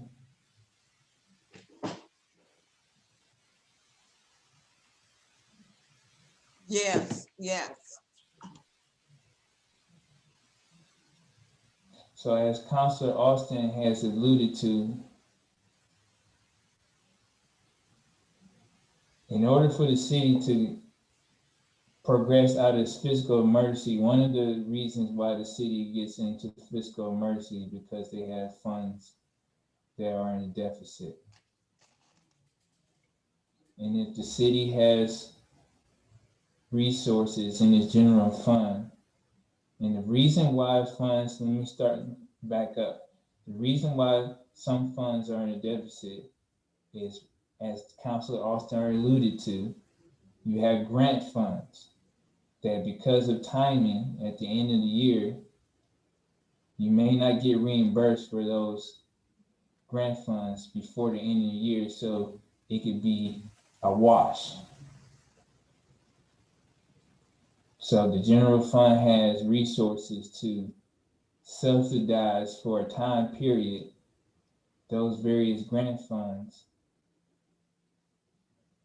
Per the fiscal emergency, you should do that. The other amounts in the transfers, one is for the street fund, which for years, I've talked about how the service department is get paid out of street fund. Their activity, when I mean activity, I'm talking about their salaries, their fringe benefits, getting salt, getting coal patch, getting supplies. That's just a few of the things that are their costs. Counselors should know all the other things they do for us, the service department.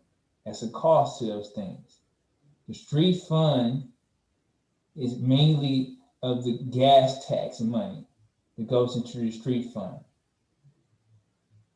But there's not enough gas tax that goes into that fund to support the operation of the service department. And for the past 5 years, the general fund has supplemented the remaining costs of running the service department out of the street fund. And if you're looking at the right document, it will say $352,451.69 is being transferred out of the general fund to the street fund. So the street fund won't be in the negative going into the end of the year, because that's not enough money.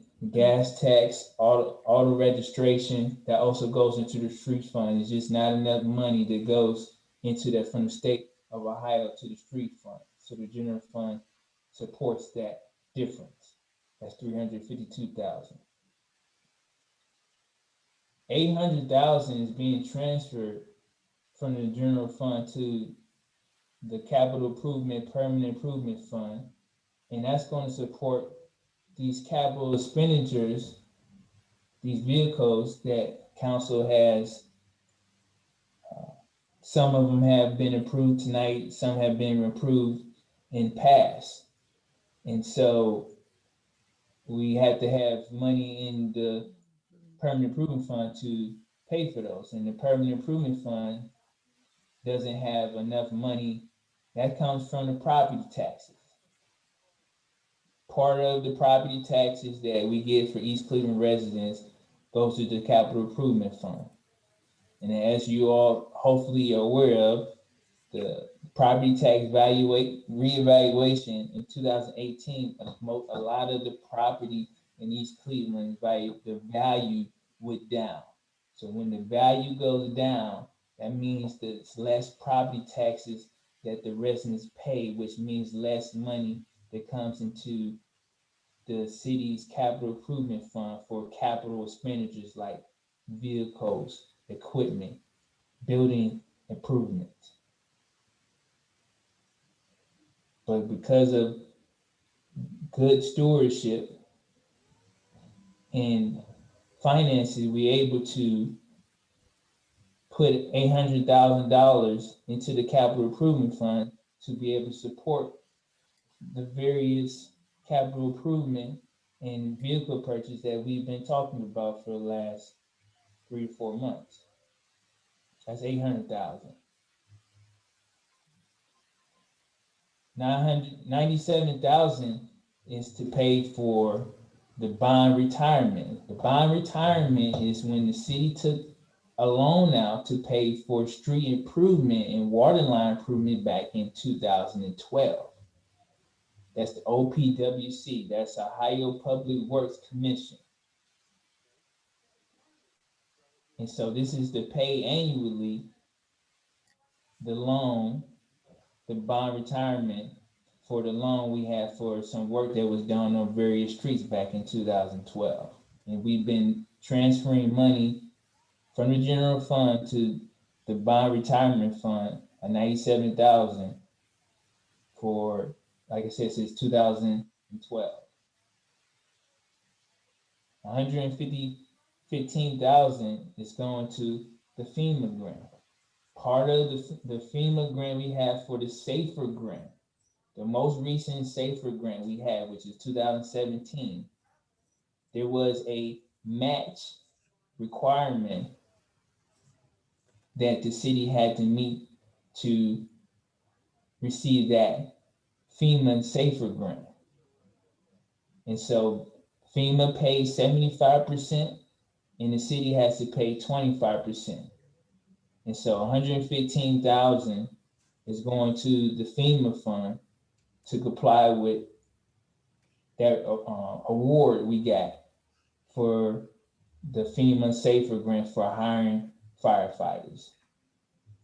18,732 is for the police pension, which is basically, I believe the fiscal supervisor mentioned this to everyone when we had our last commission meeting, that the High Police and Fire pension was developed in 1972 or 76.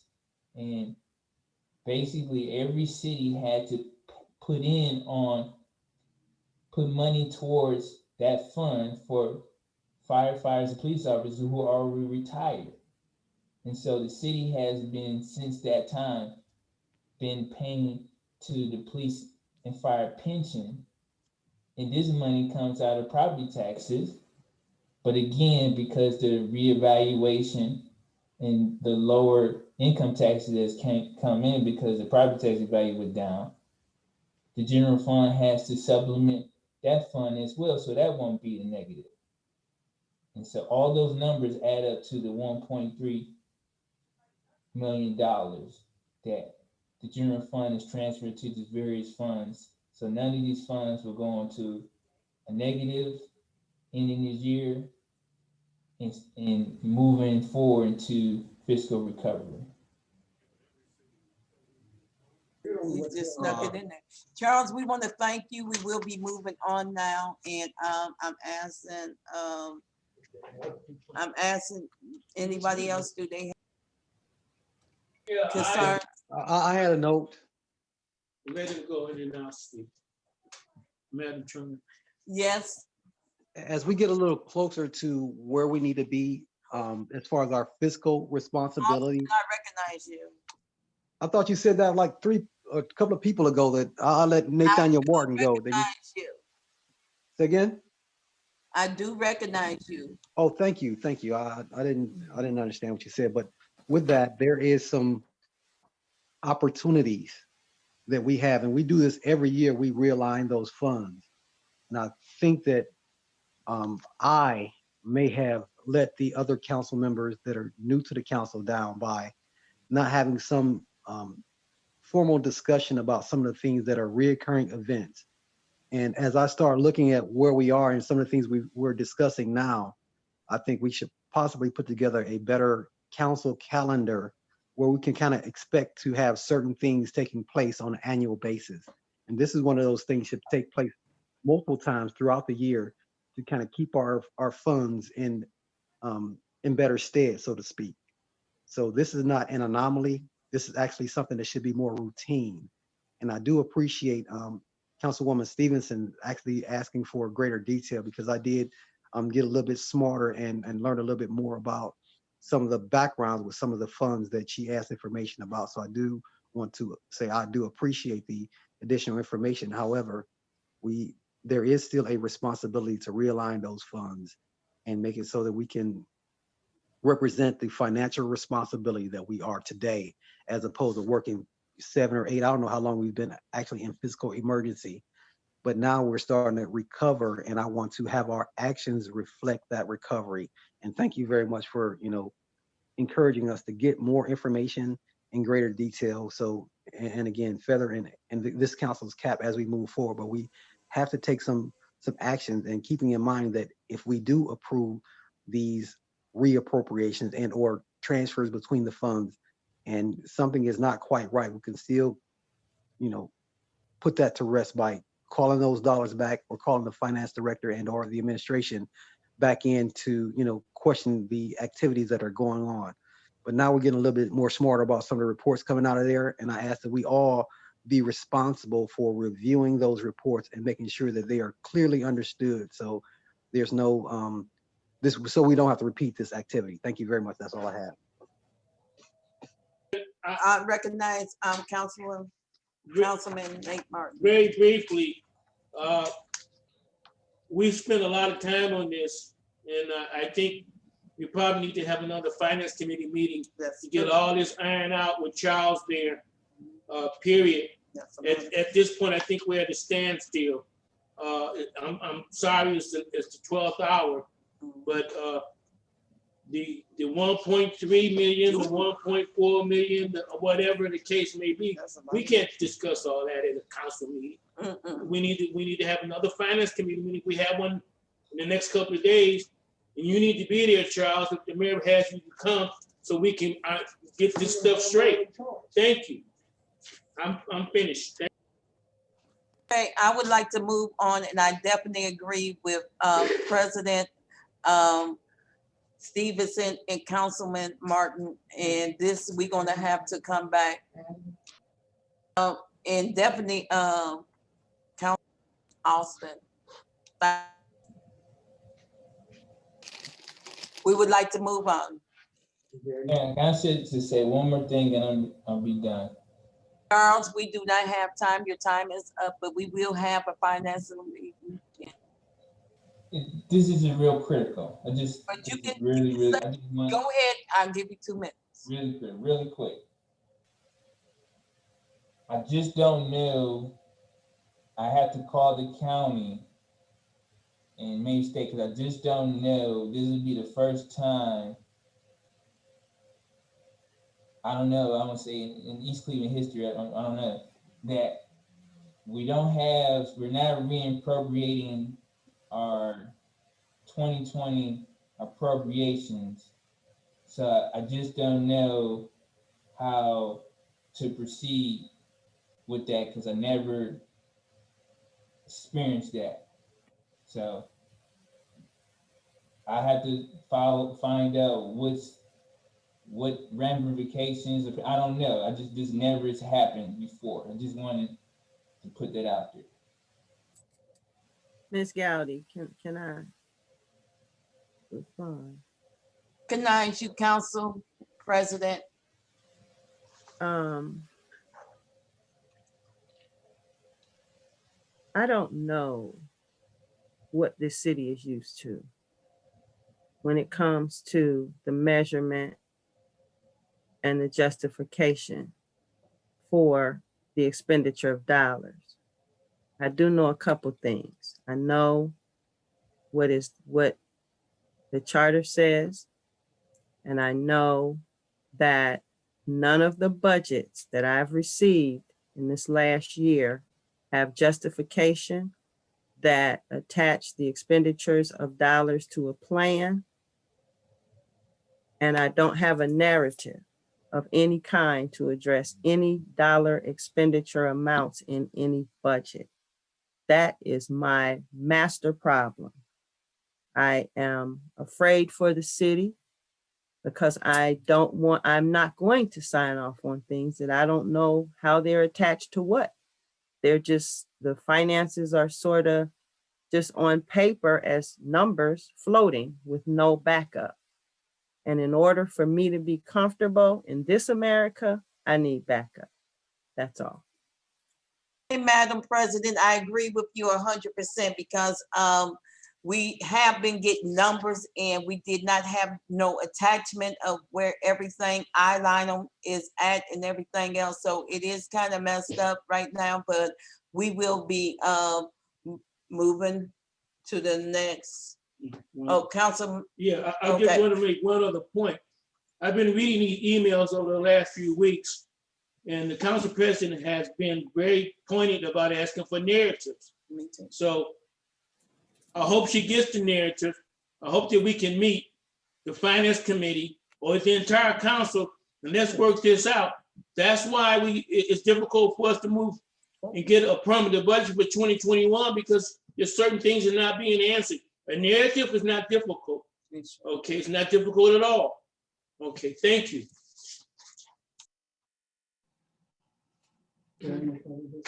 Any further discussion?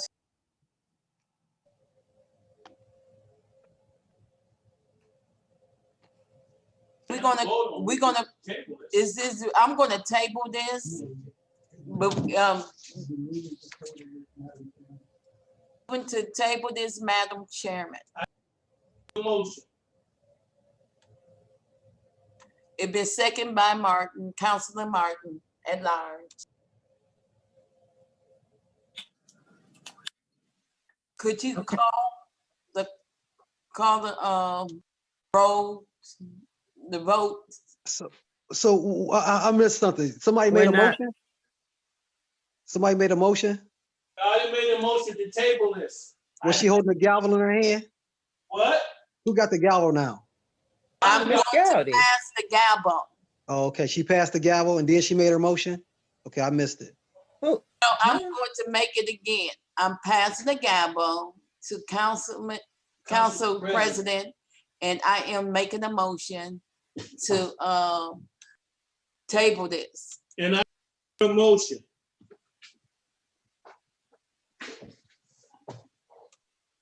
Call the roll.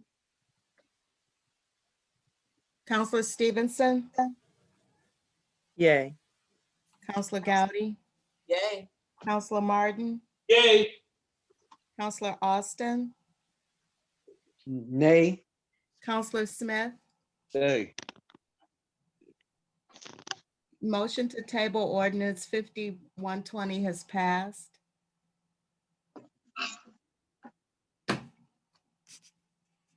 Okay, cool. Next, we have resolution 5220.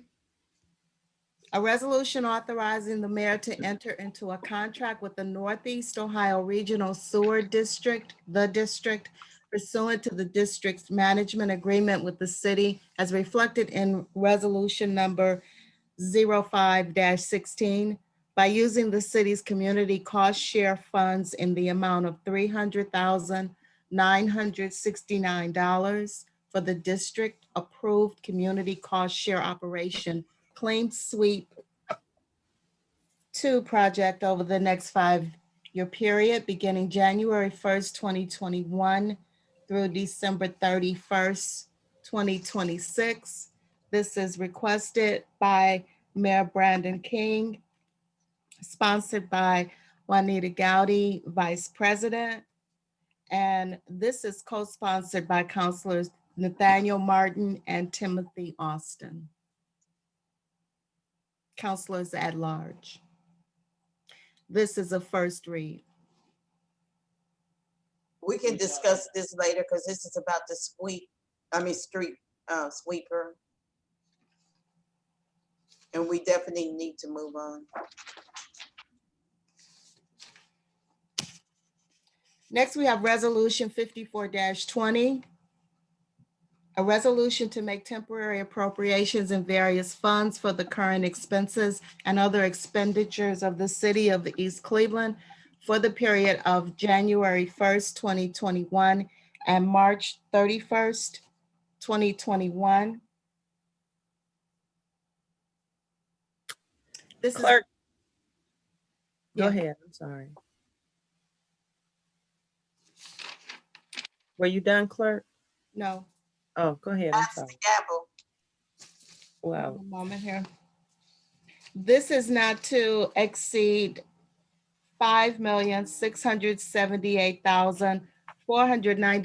$5,678,490.14.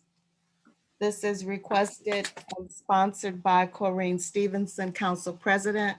This is a second read. Clerk, I would like to pass the gavel to Ms. Gowdy. Vice President.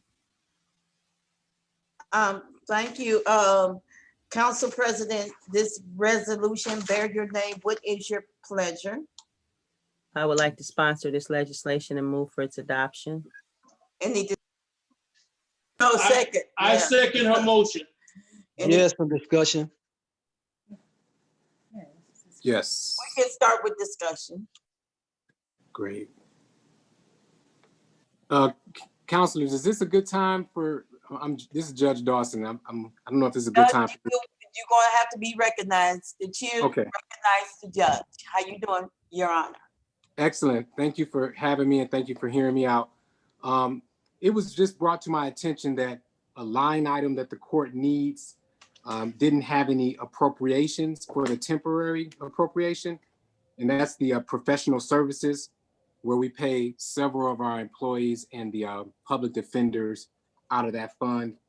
And I guess for the temporary appropriation, we would need $26,873.75. That would be 1/4 of the normal budget. Your Honor, I have to ask you a question. Mm-hmm. Why are you using that personal, professional item instead of using the court, other employees? So for professional services, those are our contract employees, and some of the main employees for the court a while ago, just to be to assist the government and the city with our budget issues, we moved them to the professional services line, created contract employees. So that's why they're there. And then especially the public defenders and some of the part-time ones, they're in that professional services, so not to tap into the other funds for full-time employees. Is that correct, Wendy? I know Wendy's on here too. Your Honor, Yes. When did you know this was missing? I was told today that it was missing.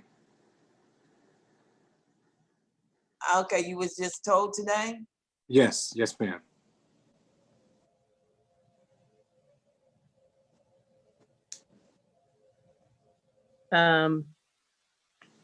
Miss Gowdy, can I? Madam President, what is your take on this? Madam Judge, part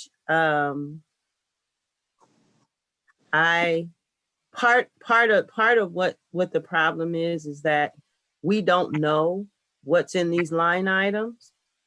And so therefore, that is a master problem that I've been talking about earlier this evening. And I would like to get a consensus of the council that if there's a special need that you have, and have the narrative documentation that we need, that you send it to us. I mean, I can't stress anymore that we need to know specifically what is going on. And that's basically why we're here, because we don't know what's going on. We definitely can go back and make adjustments, or we can to amend this right now. That's what he said. Can I make a note? Do you like to amend? Can I have a comment? I would like to amend this, if it's amenable to the council. Because we definitely need to know how many contracts. How much money did you say you need, Judge? It is, the exact number is $26,873.75.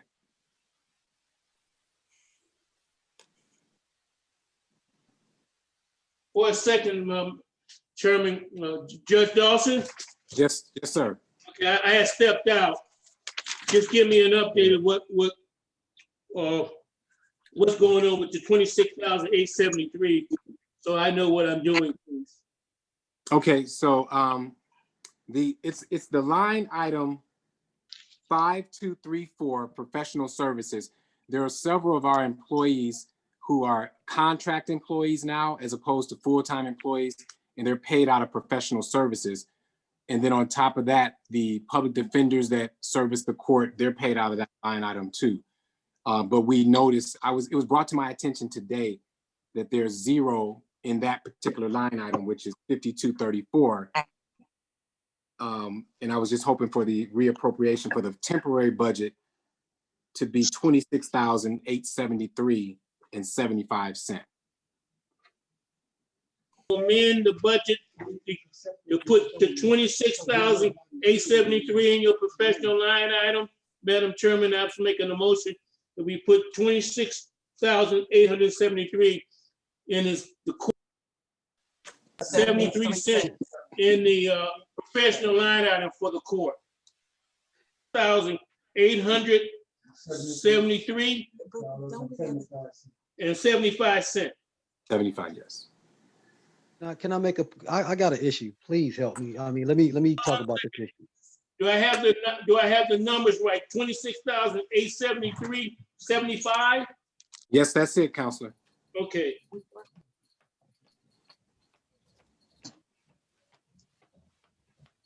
Madam President, do we get a second? Repeat that, I'm sorry. Do we get a second? On the floor to put in the court professional line item, 26,873.75. Mr. Martin, can we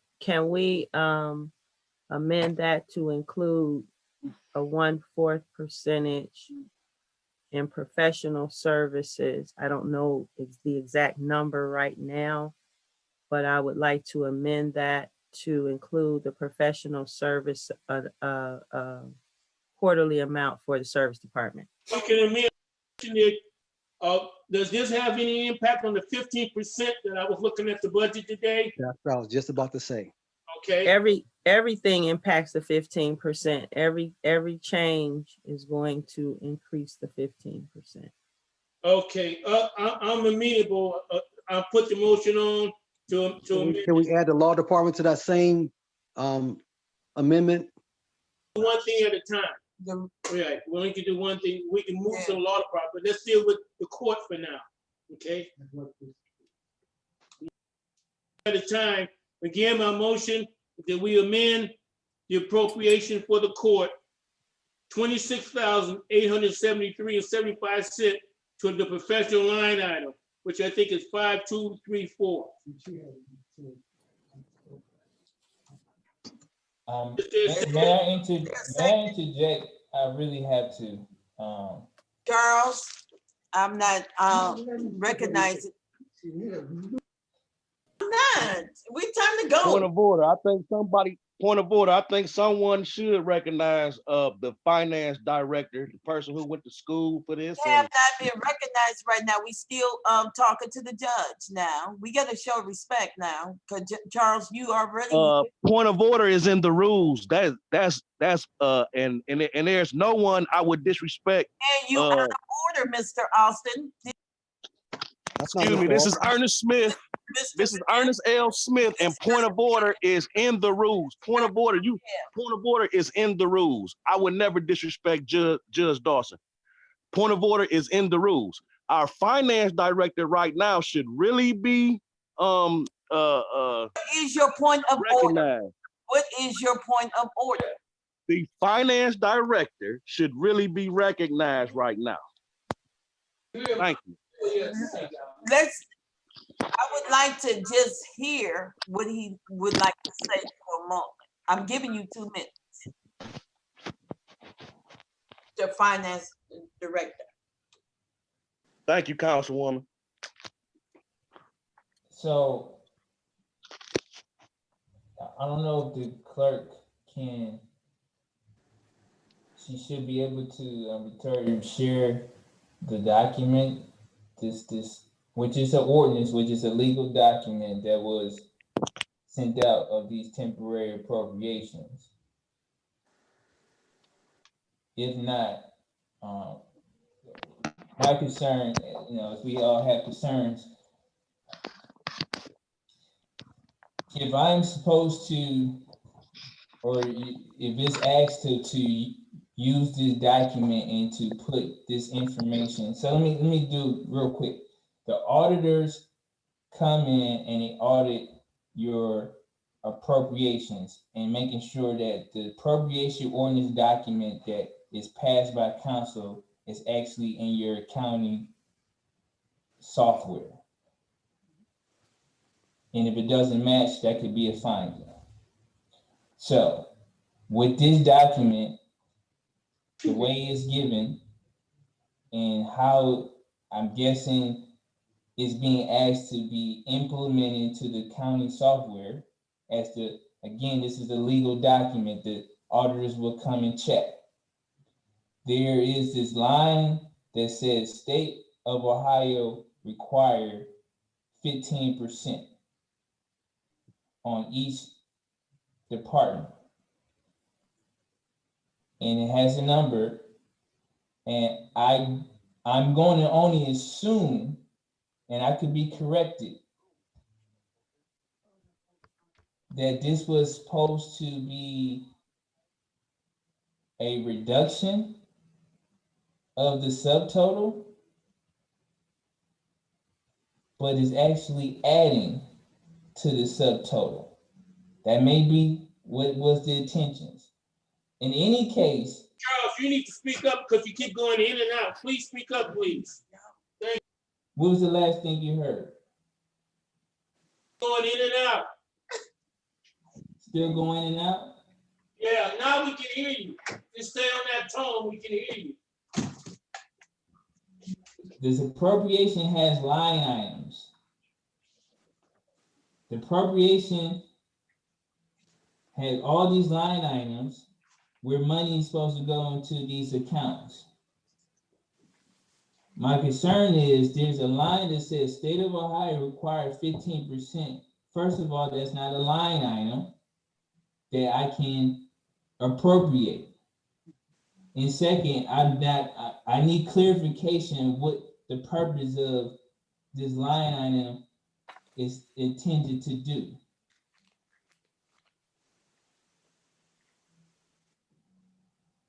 You need to make the line items then. Because the money is definitely there. I need more than that. I'm sorry. I need to make what line item? You have to give me a description. You have to give me some more information as we've been asking information. I need more information as well. Hey, can I make a comment? Okay, Charles, your time is up. Can I make a comment?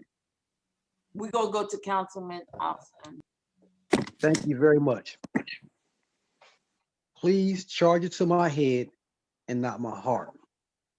Because the information that you see in front of you is something that was created in a stovepipe with the express intent to cause harm. And let me share with you how I got to that fact. The Councilwoman Stevenson said she didn't know what's in what line number. The problem with that is they knew exactly what was in what line number because they zeroed out the law director's line number with the express intent to make sure she doesn't get paid. And that is something that I do not support in any way, shape, or form.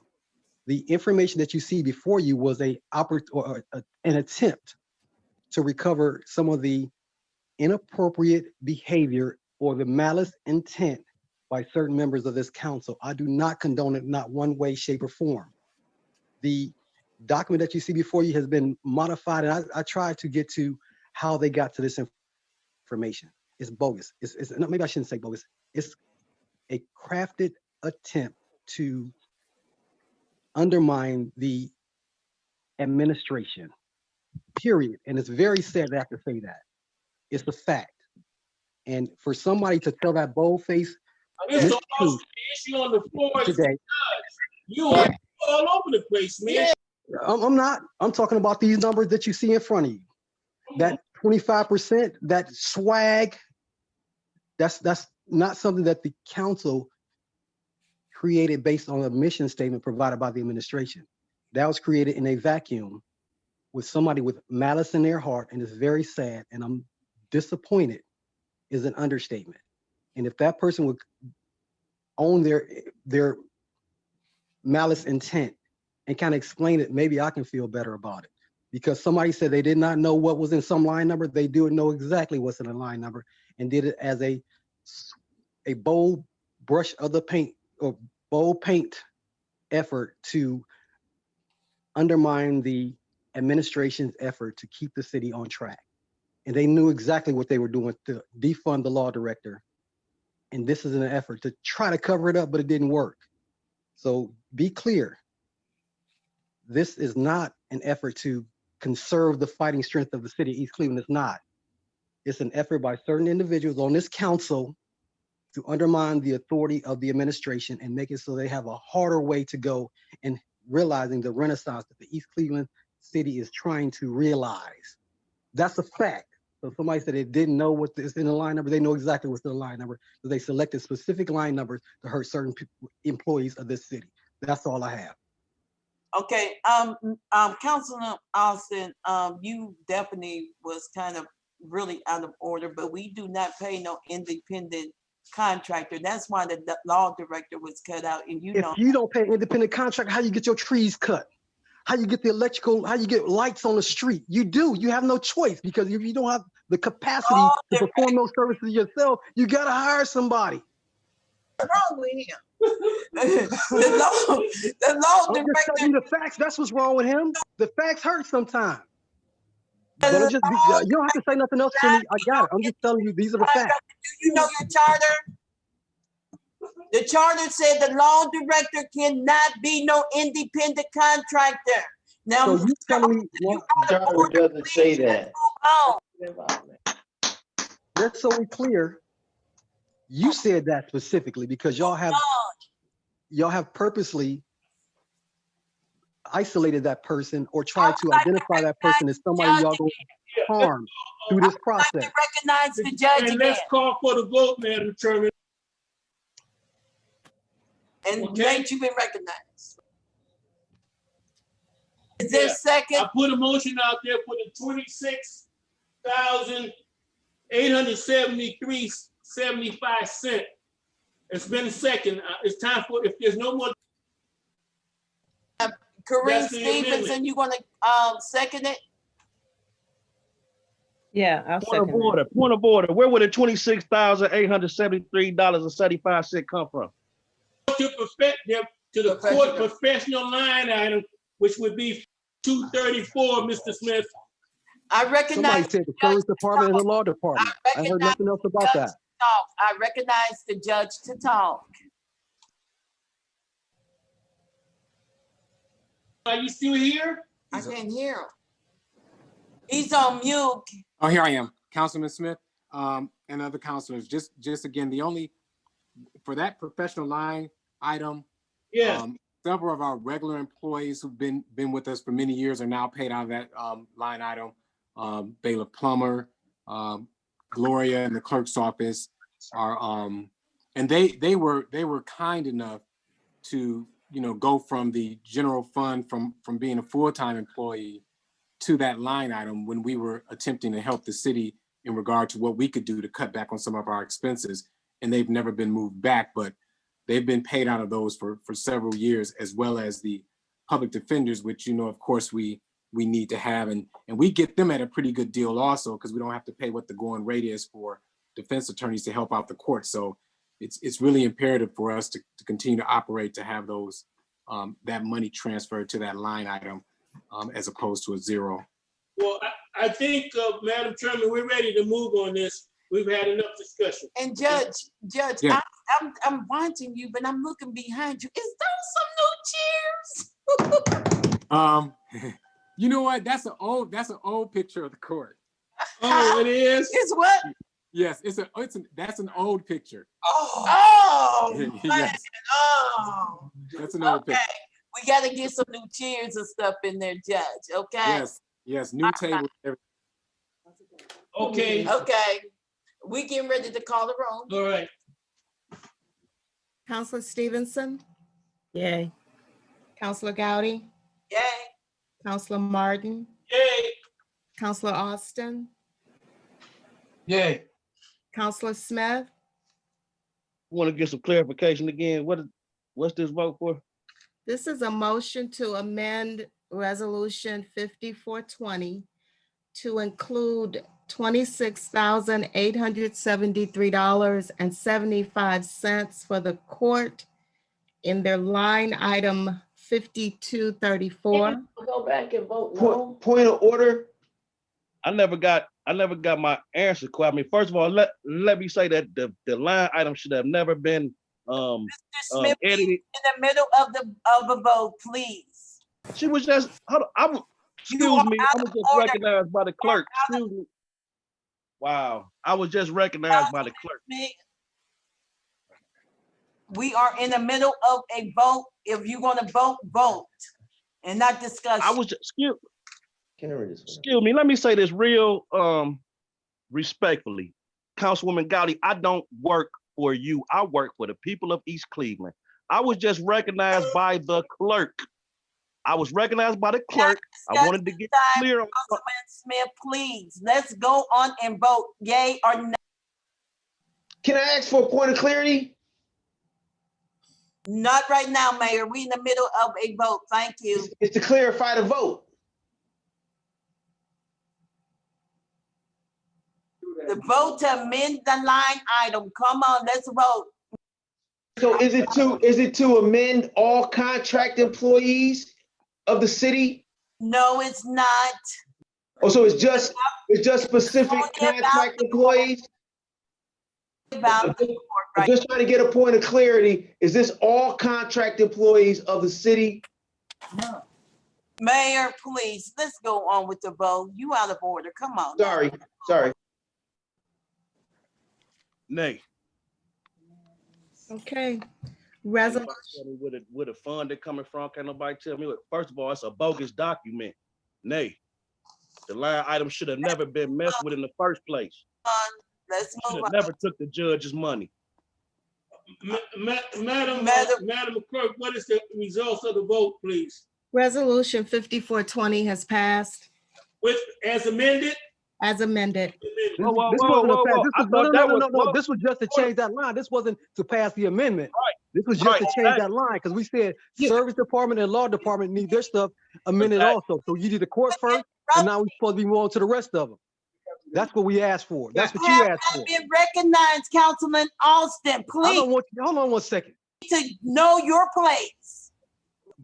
Okay, you are well, going out of policy and procedure. We are trying to help you. Recognize Councilman Nate Martin. Okay. You are not following policy and procedure, Ms. Gowdy. I am trying to help you. That was not a vote that was a vote for the line item.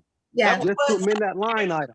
It was to amend the line item. Now let's vote on the other part. Thank you, Councilman Okay. Smith. Thank you. All right.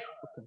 Now, So And now so we talked about the service department having their professional services line item updated, as well as the law department's professional line item updated. The service department, we only Did deal. I say she has to be? Corinne Stevens said service department. You remember that part? And I said law department after she said service department. So you got to focus. You need to focus and concentrate on this vote that's took place, and we get ready to move on. Call the roll. What are they voting on? move that Amendment. resolution 420 as amended be approved. Counselor, is there a second? I What second what it. about the trees? What about the service department's professional services?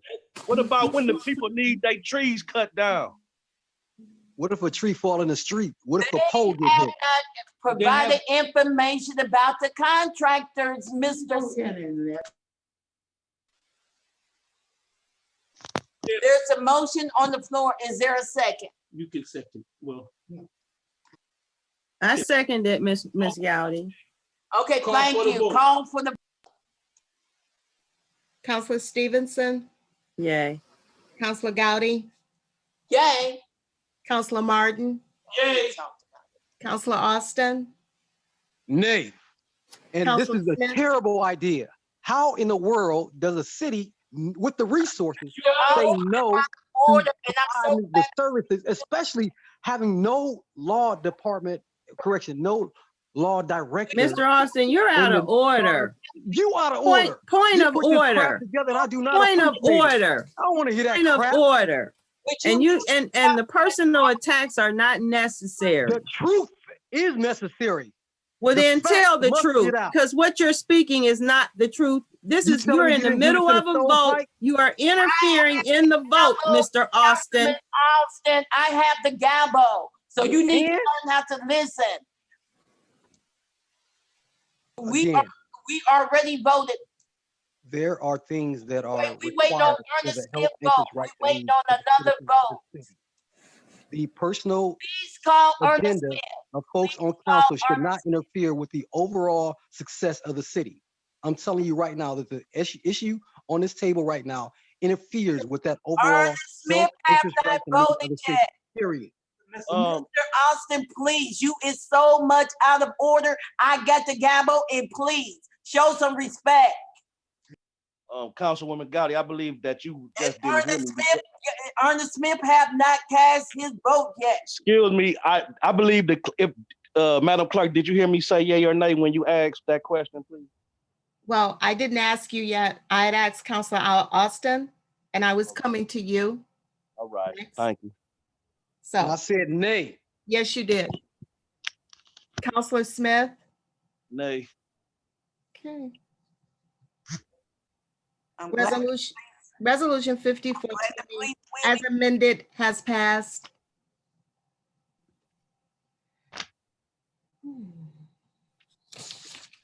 The police will be paid and fired. Okay, thank Now you. tell the mayor. I gotta, Got to can I- sign can I off on it. I need to say this, please, allow me to say this. And passing the gavel back to President Stevenson. Thank you.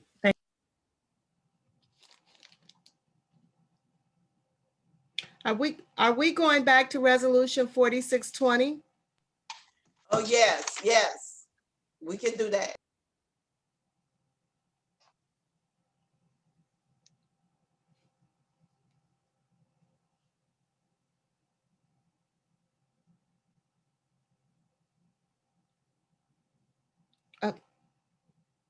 Hello?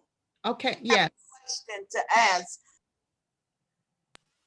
We're waiting on information from the mayor. If I'm correct, which Councilor Gowdy, you stated you did receive. Don't even say. This was passed to make it an emergency. So where are we with this? 4620. Yes.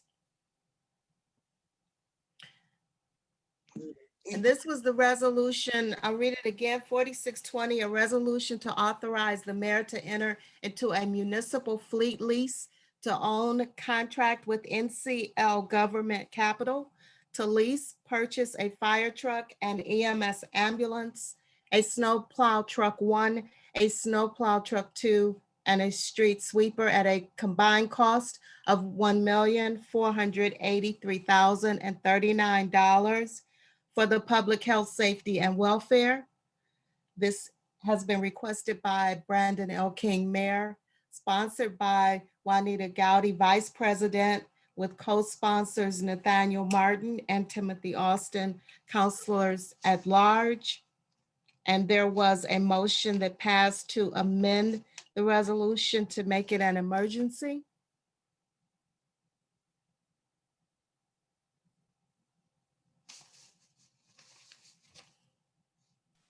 So is it an emergency or a first read?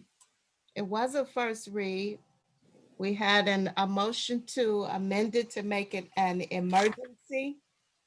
And then at that point, Councilor Gowdy was waiting for, my notes say, a contract from Mayor King. And that's when we moved on to the next resolution. Counselor Galley, have you received and reviewed that information?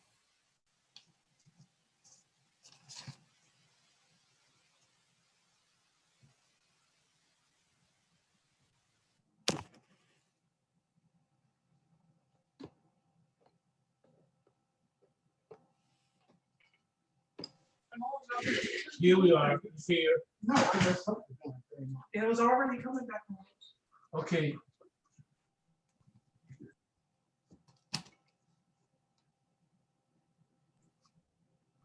Could you hold, please? We got to get the volume. Right, the volume. Who is it? That's Brother Smith. Yeah.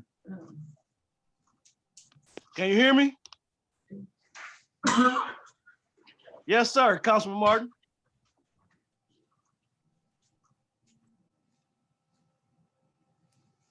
Councilman Martin?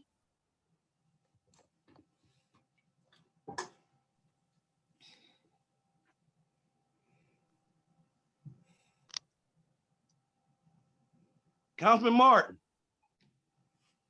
Well, for everyone else's benefit, Ernest Smith is still here. We know Councilman Martin will say that I'm not online. I hear you, Counselor Smith. Thank you, Madam Clerk.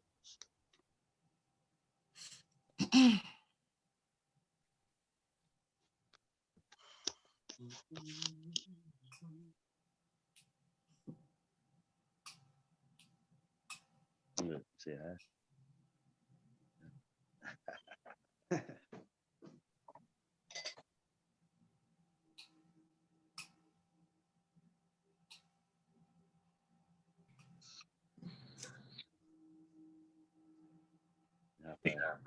We are ready.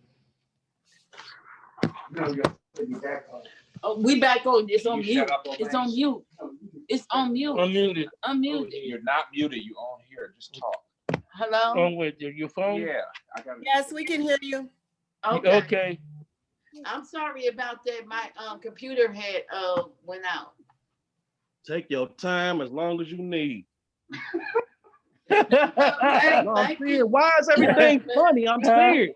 Once she was going over the information, I'm dead serious. Why is everything funny? Why is everything funny? Ridiculous. Okay. So now I can't, Victoria. Yes. Okay, so the discussion. Hello. Okay, hi. No How one you doing? pop- We on. We on Our now. computer I like went to- out. My computer back had on. went out. We back on. I'd like to sponsor resolution number 4620 and move for its adoption as an amended emergency. Second. Discussion. Well, I have a discussion to ask the mayor, because I'm looking at the estimate that he have given me through it's the finance proposal. Is it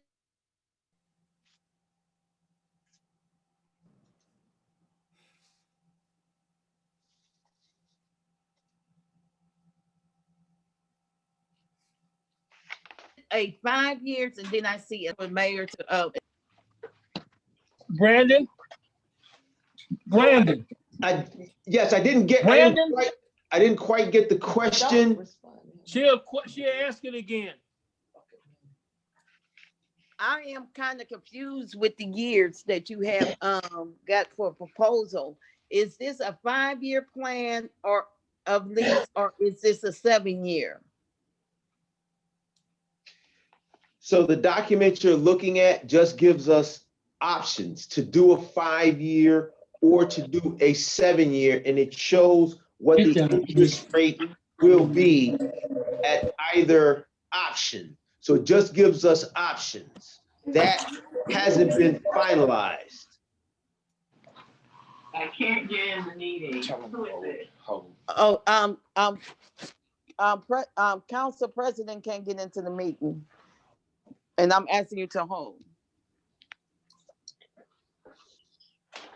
1 second, y'all. Yeah. No, it's confusion. He got 2 different.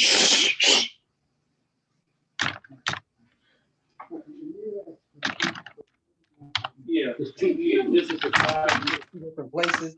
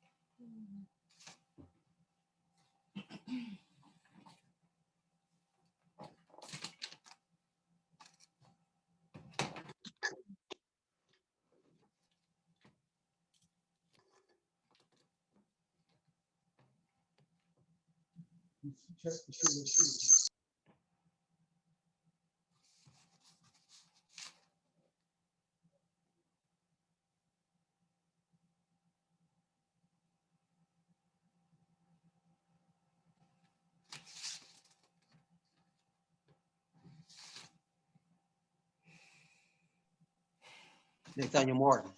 Council President's still trying to get into the meeting. She's having problems logging back in. Hey, I'm gonna Councilor send Martin, her are you the there?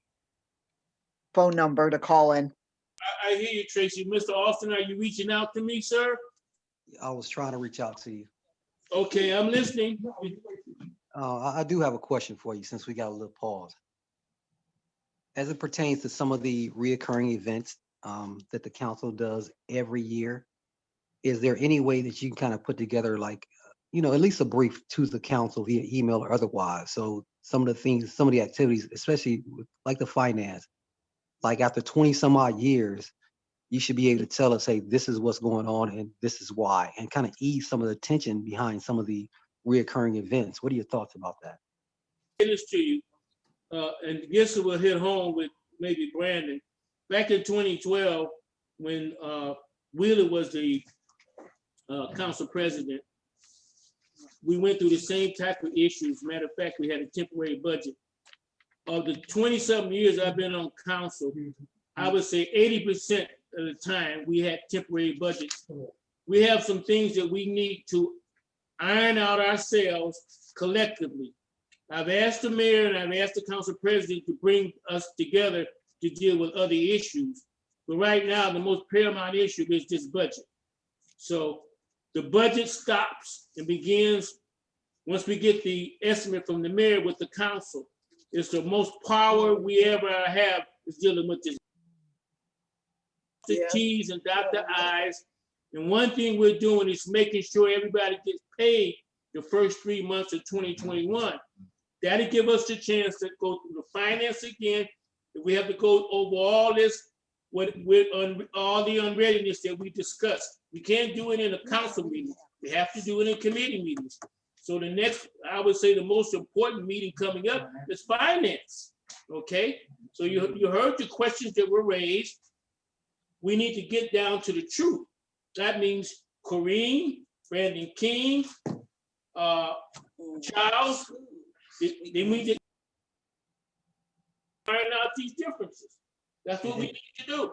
Okay? Right. I got one more note for you. I know that you saw the traffic saying that, you asked for a meeting, collective meeting with the council and administration. I've And asked. no, let me share another good fact with you. And after that request, there was a meeting that was just the council president and the mayor. And as I would tell anyone, I represent Councilman Austin in my opinion and my vote, especially if I have not discussed my opinion and my perspective with the person that wants to represent me. So I say to those that want to represent me without discussing my perspective, they're out of order.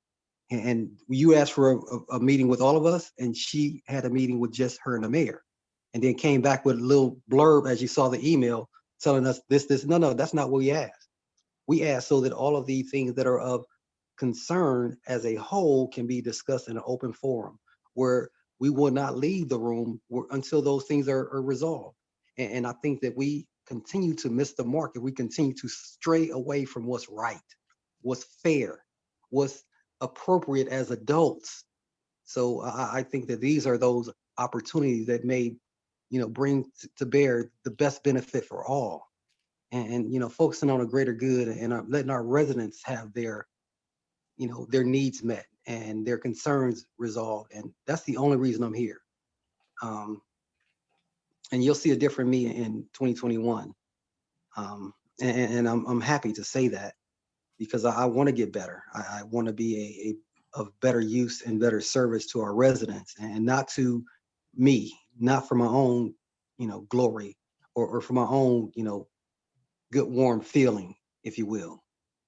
So I'm looking forward to this next year, and I would like to have left some of this stuff in the past, but it seems like it's going to be impossible because some folks continue to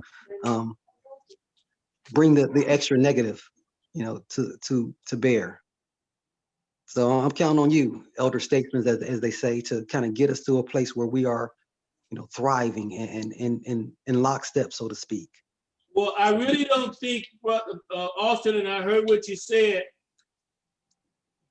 I asked both the mayor and the council president to bring us together in executive session so we can get it all on the table. I think it would be productive. That hasn't taken place because certain people take positions. I can't control what Brandon King does, and I can't control what Corbin Stevenson does. Anyway, they haven't done it. We only got 2 more days and we into a new year. The day's the 29th, tomorrow's the 30th and the 31st. I asked a number of times. At one point, one council person didn't want to do it. Now he wants to do it, but the 2 key people, the mayor and the council president, didn't bring it about. You got a meeting. They didn't bring it about. So right now, it's not going to happen. So we're going into 2021 with some dysfunction and a lack of communication, and people get this thing out on the floor. That means that we have to come together in front of each other, 6 feet apart, and have a discussion. We can't do this on no Zoom. The issues that we have hanging right now, we got enough room in that courtroom for 7 people to spread out, and then need to be, and we can have a discussion. That's what I asked for 3 or 4 times. And Omaze, in addition, he offered the library, which is bigger. We can do it there, but it takes the leadership of the mayor and the council president to bring that about. Okay, so the unreadiness on this budget, if I or any council person asks for a narrative on any part of the budget, that has to be provided. Once we pass this budget, it's it. That's it. The mayor gets it and he runs the city. So we have to, this is one area where we have to cross the T's and dot the I's. That's it. Okay? All right? The charter gives us that leverage. That's really the only power we have besides passing legislation throughout the year. It's this budget. All right. Okay, thank you. So I'm not sure who's running the meeting. I'd like to bring up a point of clarity. I have continually for a meeting. If the president is not in, I will have to take over. Okay, so I'd like to make a point of clarity, if you don't mind. Hello. Yeah, so I have sent an email out asking for that meeting and requesting that meeting. So I'd like for Councilman Martin, when you state that, don't say I haven't done my part. It is up to you and council to do that. Check your email. I did send the email out trying to get that meeting. I asked you and the council president to do this. Council president's back online. I've done my part. I asked you guys to do it the last time we met. If you check your email, you would see that I did do it. And no So what finance, happened? no finance can be discussed. I in haven't an seen that. I executive checked my session. email today before I came here. I didn't see anything from you. Nate, you heard what happened. She went by herself instead of including us. My goodness. Point of went order, where? Council Where President, by? back online. Look, the meeting. I passed the gavel back to Council President. Go ahead. Okay, I don't know where you all are in this meeting, Yes, you but do. how Mr. Austin, can I speak without your interference? You're not in charge. I know. This is not the army. Shit. Point of order, I want to apologize to the people for Corinne Stevenson cursing at a public council meeting. I really want to apologize to the people. I believe that just slipped out of anger. So on behalf of all council right now on the record, I would like to apologize